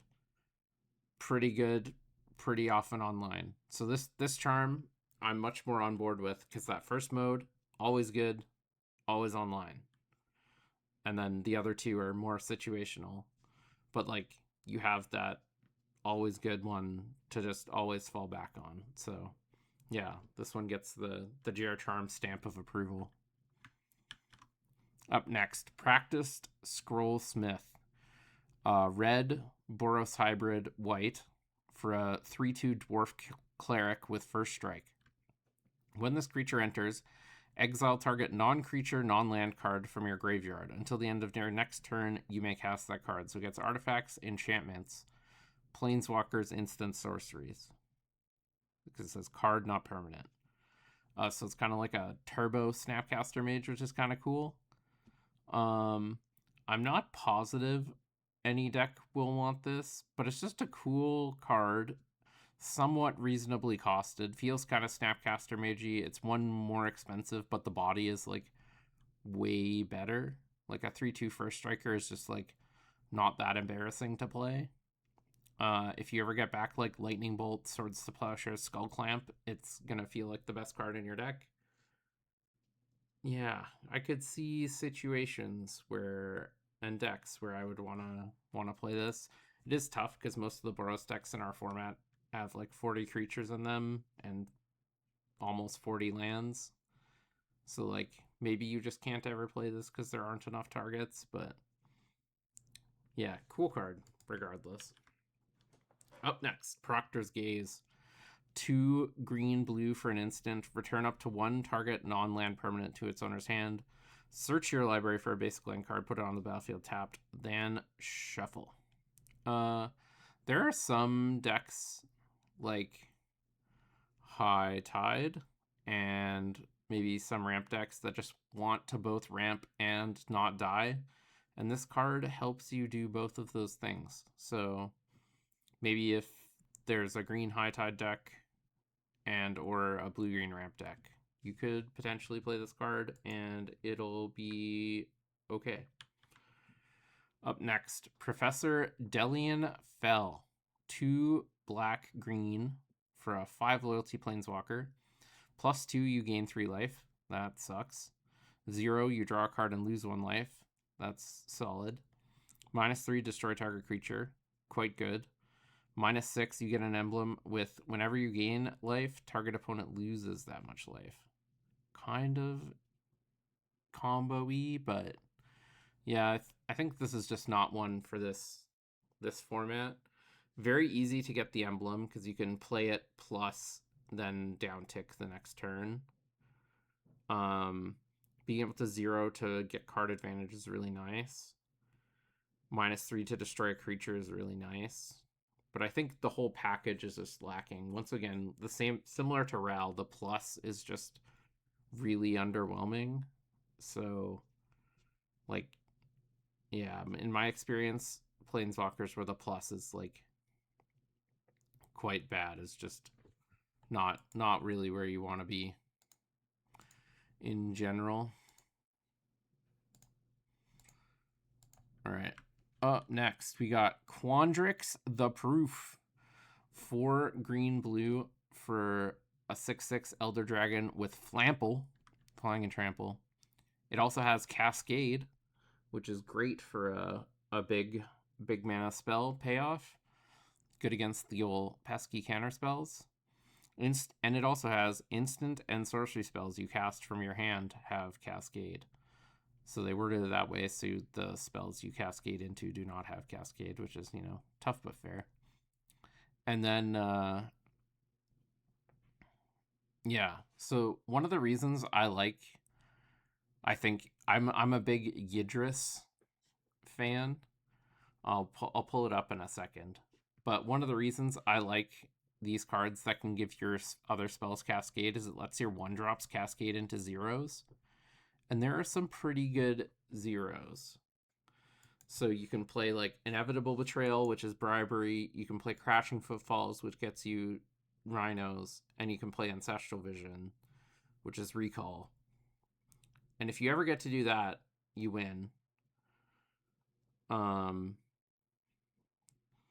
I think this card is a pretty good payoff. You just need to be a little careful. You can't play this in a deck with like 15 counter spells. If you have like 5-ish, that's fine. But yeah, you can't play it in a deck with a huge density of counter spells. But yeah, I love this line of text. The instant and sorceries you cast from your hand have Cascade. I think that's so powerful. People underrate it. Good card. Up next, Quandrix Charm. Green-blue. Choose one. Target player or counter target spell unless its controller plays 2. Miscalc. Quite good. A little niche, but mostly turned on because it's not. It doesn't have any. It's getting late. I'm losing my words, but it doesn't have any restrictions on the type of spell you can counter. Like this is often like counter target non-creature spell unless it pays 3, or counter target creature spell unless they pay 2. So the fact that this counters any spell unless your opponent pays 2, really nice. Destroy target enchantment, that's like close to just not being a mode. And target creature has base power and toughness 5/5 until end of turn. So it's like Miscalc / destroy an enchantment. I'm trying to think of a relevant enchantment. I can't. There aren't a lot.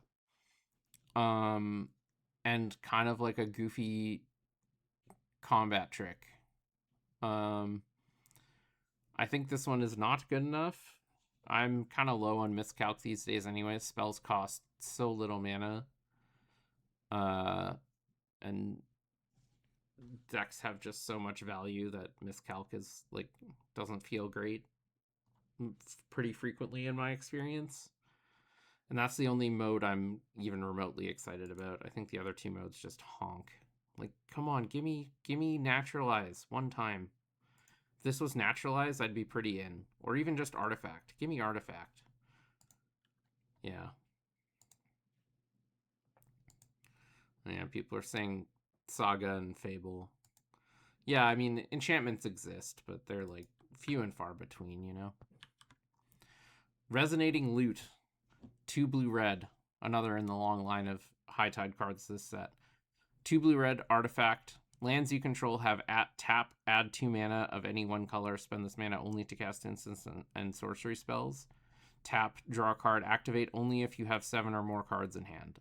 This is like the single greatest high tide card ever printed. Oh yeah, right. 1 second. Go back. I said I would bring up Yidris. This is the OG. Yidris Maelstrom Wanderer. Costs check mana, 5/4 trample. Whenever it deals combat damage to a player, as you cast spells this turn, from your hand this turn, they gain Cascade. So it gives your spells Cascade as long as it's dealt damage to a player. So then I made a check deck where I would cast 1-drops and Cascade into Ancestral Vision and other stuff. And it was very fun. But I was going to bring up High Tide because it says until end of turn, whenever a player taps an island for mana, that player adds an additional blue. So it doesn't give an ability to the island. It just says whenever they tap. So if you use your islands to tap for this Resonating Loot ability, you get 2 mana to cast spells and a blue. So 3 mana. So it's like a High Tide that just sits there, which is busted. They tap for any color, which is any combination of colors, or not, any one color. But it gives you your off colors, which is busted, because frequently when you fetch your Underground Sea, they wasteland it immediately, and then you can't cast tutors, but this lets you cast tutors. On your combo turn, you always have a gajillion cards in hand, so it draws you a card. You can untap it probably with stuff to draw more cards. Yeah, this card is like unreal High Tide card. Up next, Sanar Unfinished Genius. Blue-red for an 0/4. 2 mana 0/4. Goblin Sorcerer. Enters prepared. Tap, create a treasure token, activate only if you've cast an instant or sorcery spell this turn. Wild Idea is the prepared spell. 3 blue-red. Search your library for an instant or sorcery card, reveal it, put it into your hand, then shuffle. I actually kind of think this card is sick. 0/4 is like super annoying, blocks well for 2 mana. Ramps you because every turn you just make a treasure. It's not that hard. It's good chance you'll be able to block and make a treasure, but not always. So do whichever is more important.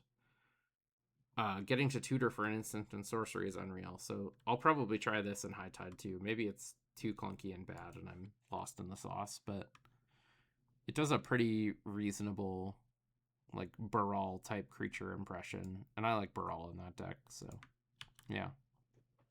Up next, Social Snub. I had to read this card like 4 times to make sure I understood what it does. So it's 1 white black for a sorcery. When you cast this spell while you control a creature, you may copy this spell. This line of text threw me. I've never seen it before. It's very confusing. It's not actually that confusing, but it just doesn't seem real to me for whatever reason. Like, I read it and then I'm like, you just get to copy it if you had a creature? Which is that's what it says. Each player sacrifices a creature of their choice. Each opponent loses 1 life and you gain 1 life. So you get to barter in blood for 3 mana and drain them for 2. Which I think in Aristocrats is just great.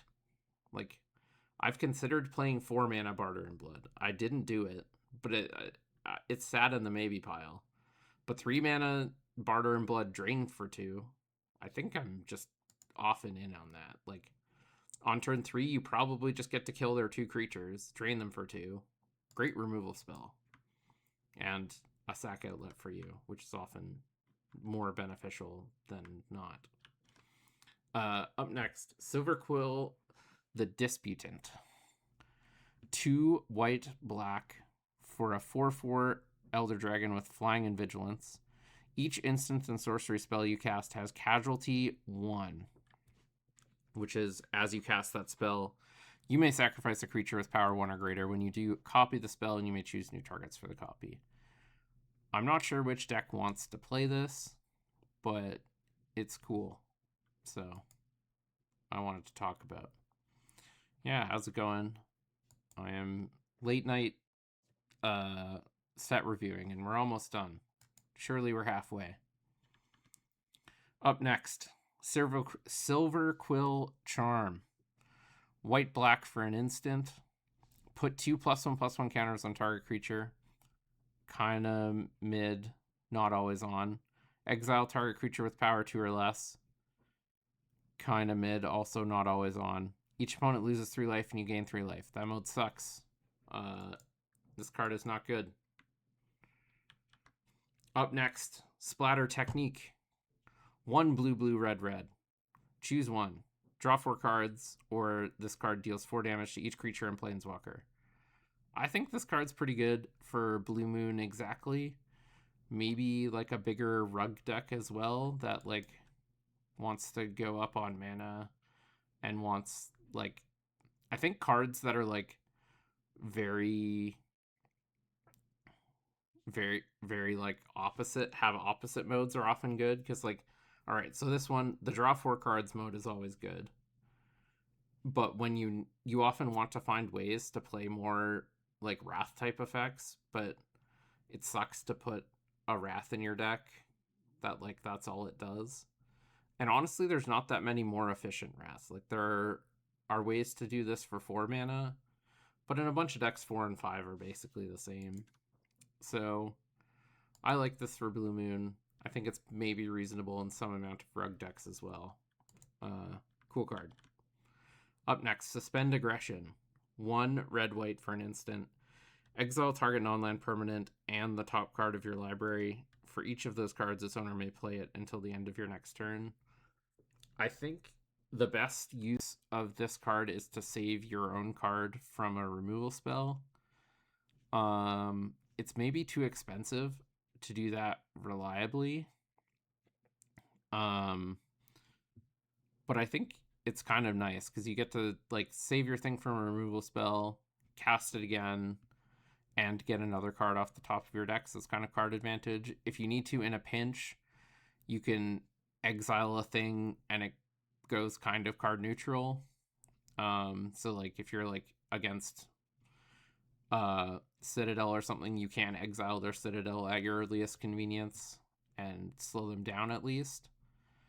You can, as mentioned in the chat, potentially scam your Evoke Elementals.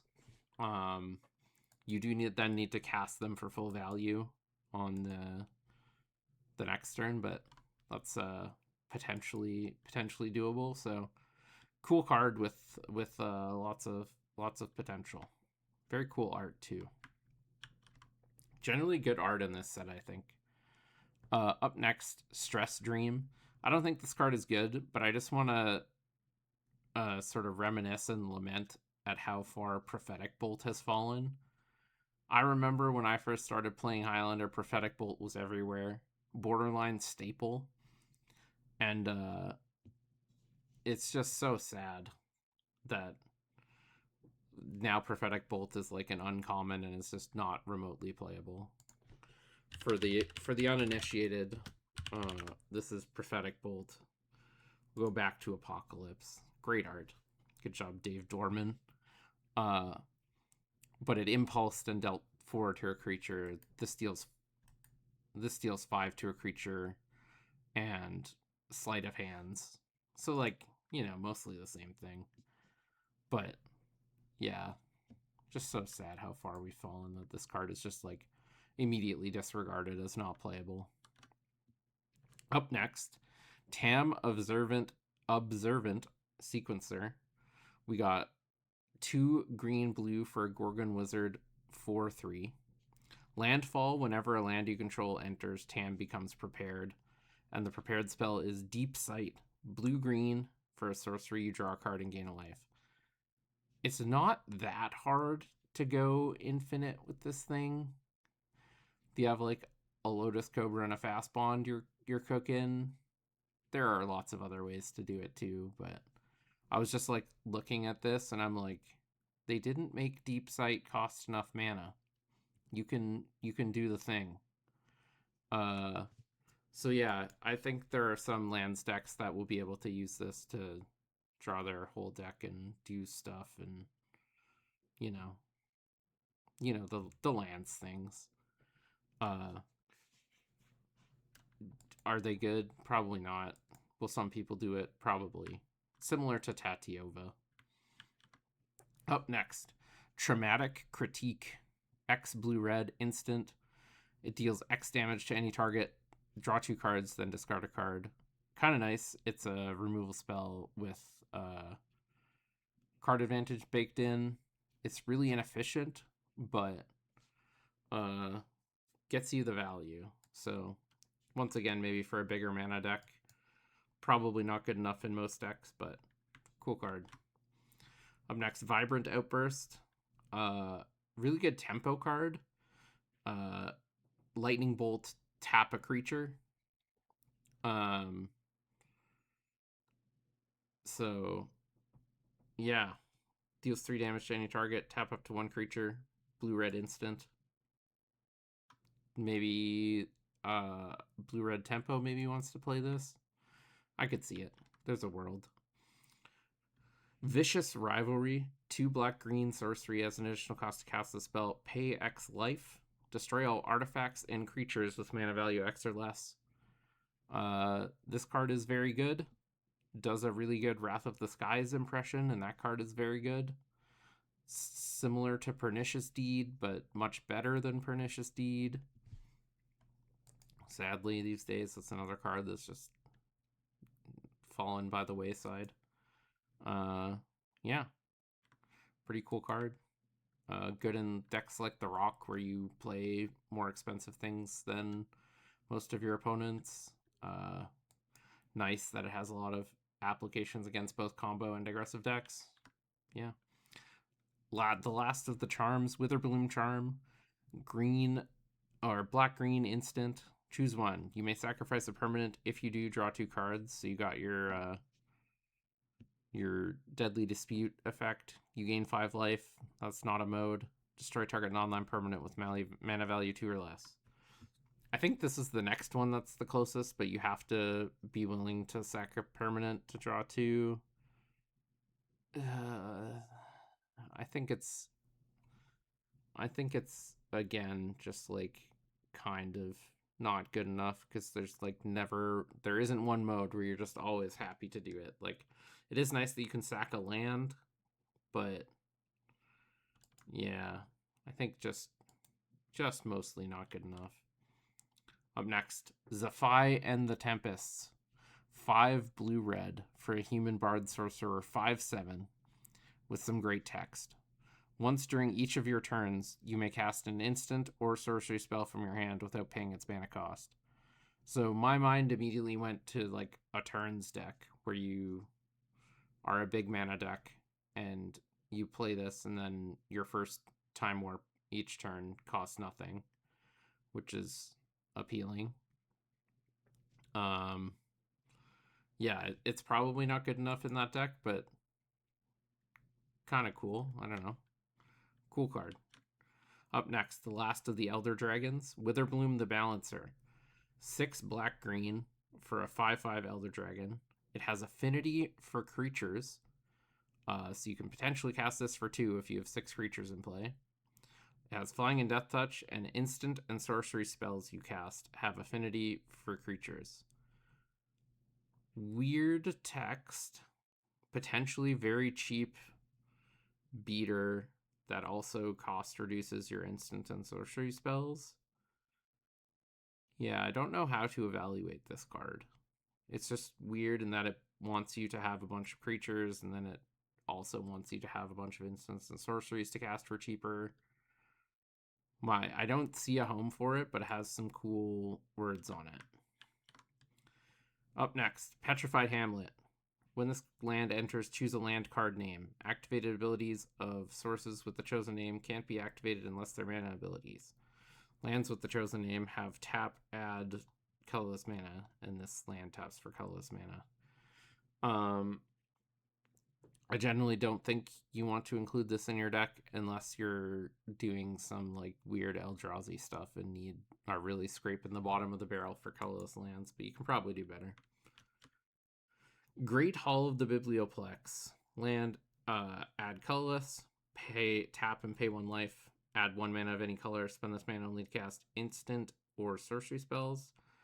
5, if this land isn't a creature, it becomes a 2/4 wizard creature with whenever you cast an instant or sorcery spell, this creature gets +1/+0 until end of turn. It's still a land. This one also probably not good enough, but never know. Maybe in no, Seinfeld can't play this.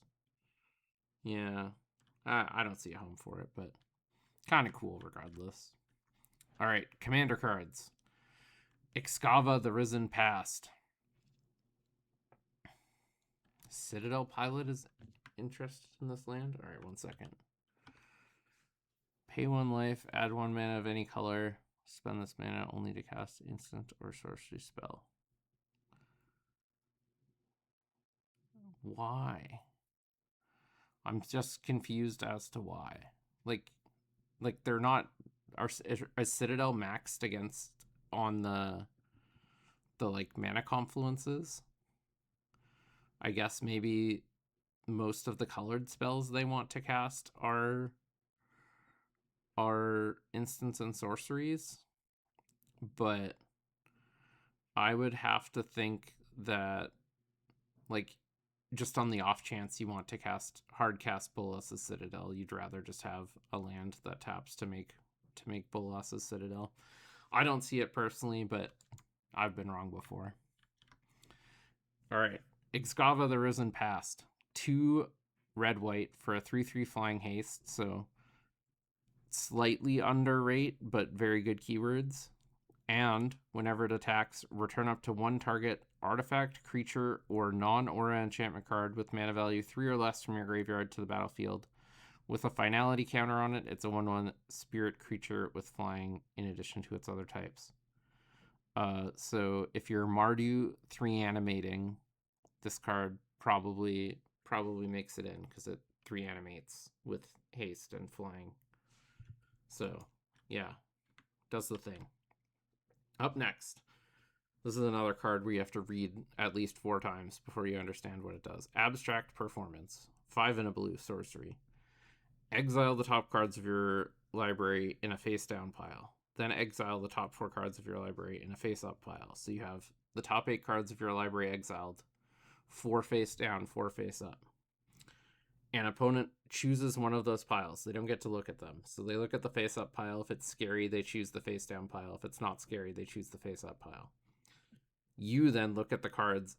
Oh, put that pile in the graveyard. So they do away with one of the piles. Look at the cards in the other pile. So the cards you get.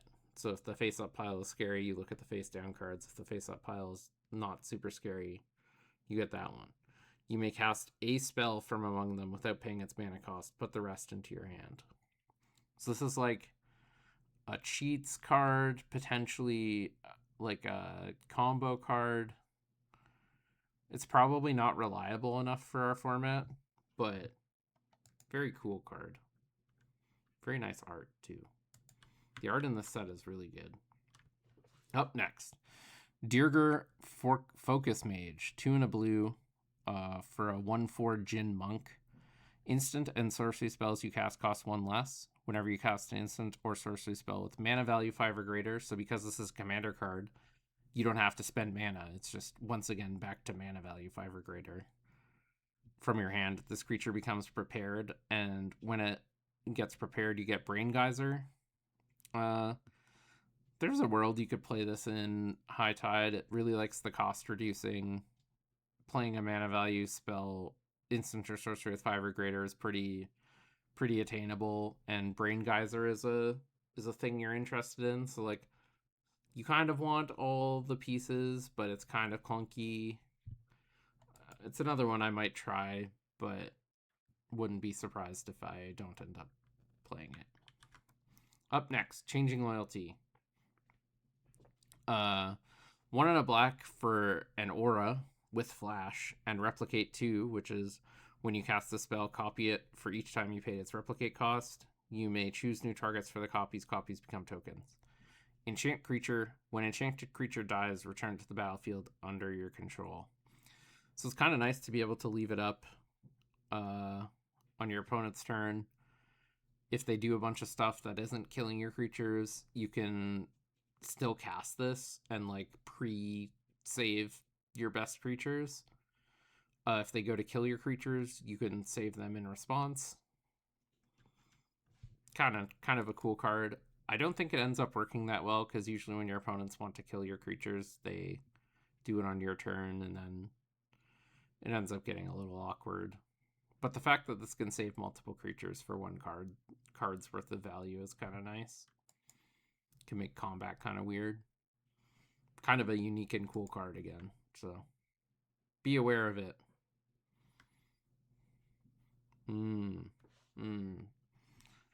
A wise person from the chat says, when enchanted creature dies, return it to the battlefield under your control. And nowhere does it say enchant creature you control, so you can enchant their creatures and steal them. That's cool. Yep. Alright, this card is better than I thought it was. Very good. Excellent.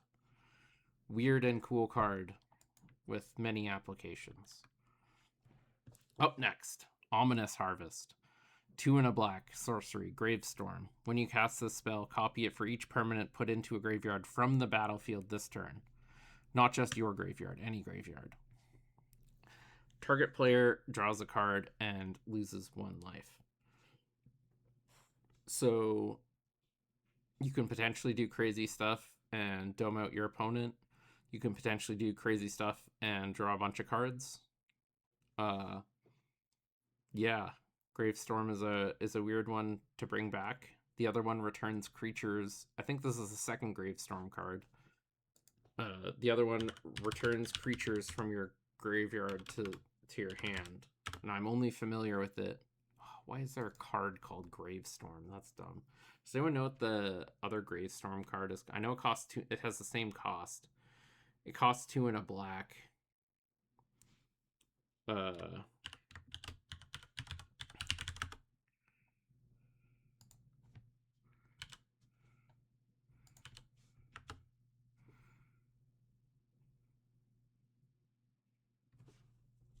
Is that not what it's... Follow the Bodies? That's not the one I was thinking of. It investigates. Bitter Ordeal isn't the one I was thinking of either. What's the one that... Maybe that one just has Storm? No, that doesn't seem right either. Alright, maybe I was misremembering. We got an Investigate one and like a... Extract one. Ominous Harvest is pretty clearly the best of them, I think. So, cool applications. Up next, Stensian Sanguinist. 1 and a black for a 2/2. Whenever you attack, target creature gains Death Touch until end of turn. Whenever that creature deals combat damage to a player this creature becomes prepared. And the prepared spell is Exsanguinate. X black black, each opponent loses X life, you gain X life equal to the life lost this way. This is kind of a cool one, because this one you get to predominantly play just for the left half of the card, which is ideal. Like, you just get to play it as like kind of an enchantment that gives your attacking thing Death Touch and has some upside when it hits them. I'm not sure if it's going to end up finding a home, but just another cool card. I find these prepare spell cards hard to evaluate. Yeah, I agree. Death Touch is annoying. Annoying, for sure. Up next, Prismari Pianist. 1 red for a 2/1. Whenever you cast an instant or sorcery spell, create a 1/1 blue and red elemental creature token. If that spell's mana value is 5 or greater, create 3 of those tokens instead. I think this is just not a good enough young pyromancer. It is nice that it's in commander, so it just cares about the mana value again. So if you play this and then force of will their thing, you get 3 tokens, which is like a pretty big game. But yeah, overall I think it's too not good enough is my read. Up next, Fury Gale Flocking. 8 red for a sorcery. The spell costs 1 less for each instant and sorcery card in your graveyard. So we're getting another Tolarian Terror-esque threat here. For each opponent, create 2 3/3 blue and red elemental creature tokens with flying that attack that opponent this turn if able. They gain haste until end of turn. Yeah, I think this card is really cool. So it's potentially 2 mana for 6 flying haste damage. Very good at killing somebody. Multiple bodies are good. And I think we're like very, very close to the density needed for this terror deck to happen. So where we get to play like a bunch of instants and sorceries and creatures that care about instants and sorceries and not play delve cards. Like, I think there's almost enough juice to squeeze here. All right, we're near the end. Defacing Duskmage is our next card. Black-white for a 2/2 with Death Touch. We were just talking about how annoying Death Touch is. Whenever an opponent draws their second card each turn, this creature becomes prepared. That's basically free. Everyone's drawn a million cards these days. But I was kind of excited for this prepared spell. Vandal's Edit. 1 white-black for an instant. Draw 2 cards. Each player loses 2 life. So 2/2 Death Touch, not the worst. Your opponent, it's hard to not prepare this, so they're kind of incentivized to kill this before preparing it. And then you get a draw 2 at instant speed, which is very nice for 3. Like, that's just kind of a fair rate. Each player loses 2 life. That's kind of whatever. I think this card is pretty good. That's my read. I think it's pretty good. But we'll see. It's probably one where you have to play it a bunch to figure it out. Like, I either think Death Touch is going to be pretty good, or they're pretty likely to turn this on and give you cards. Yeah, exactly. And if you ever draw 2 multiple times, whew, busted. Like, imagine if you play Mother of Runes into that against a fair deck. They lose. Up next, Immoral Bargain. 1 black-green for a sorcery. As an additional cost to cast this spell, sack X creatures. Destroy X target non-land permanents. This is another reason I want to play black-green and Aristocrats. If you're playing into counterspells, it's obviously bad. But if you're playing into a fair matchup, you kill all of their things. All of them. They're dead. And you likely came out ahead. This card is busted in Aristocrats and probably not playable in anything else. Up next, Lorehold Archivist.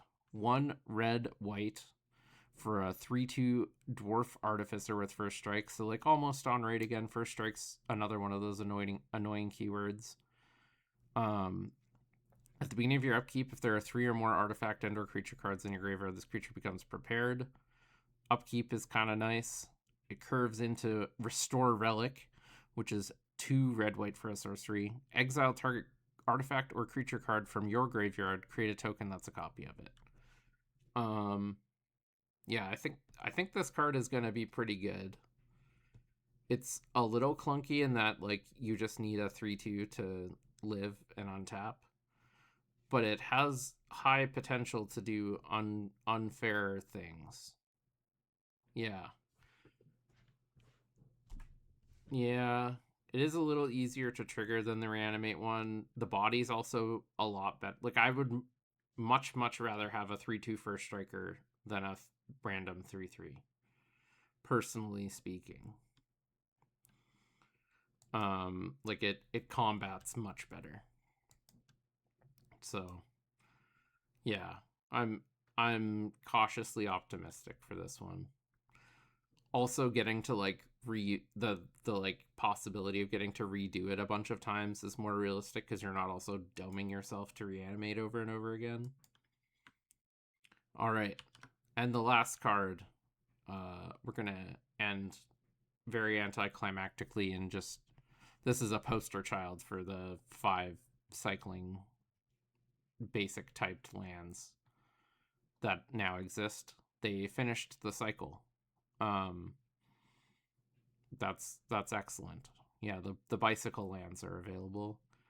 It's possible some decks want to play some number of them. Like I think there's a world where I play this in Blue Moon. I think there's a world the rock one gets played. I mean the mountains also maybe get played in Scapeshift. Who knows? Yeah. All right, that was it. That was my exhaustive one. It was almost it was a little over 2 hours. Uh, we'll get it posted on the YouTube if you weren't able to catch it. But thanks to everyone who tuned in live. Really appreciate it. Uh, keep your eyes peeled to the LJT MTG YouTube channel. It'll be up there shortly. Likely tomorrow, maybe Tuesday. Today is Sunday the 12th, so you can hold me to it. Yeah, thanks for tuning in. If you enjoy our videos, consider liking and subscribing. And we have some impending news regarding our channel and the future of it, and it's good news. So yeah, be excited, tune in, subscribe, engage. You know, all the things that make the algorithm happy. I don't like it, but that's the world I live in. So you know, the least I can do is ask you to help us out a bit. It mostly costs you nothing. So yeah, thanks a bunch for tuning in. I'll catch you next time.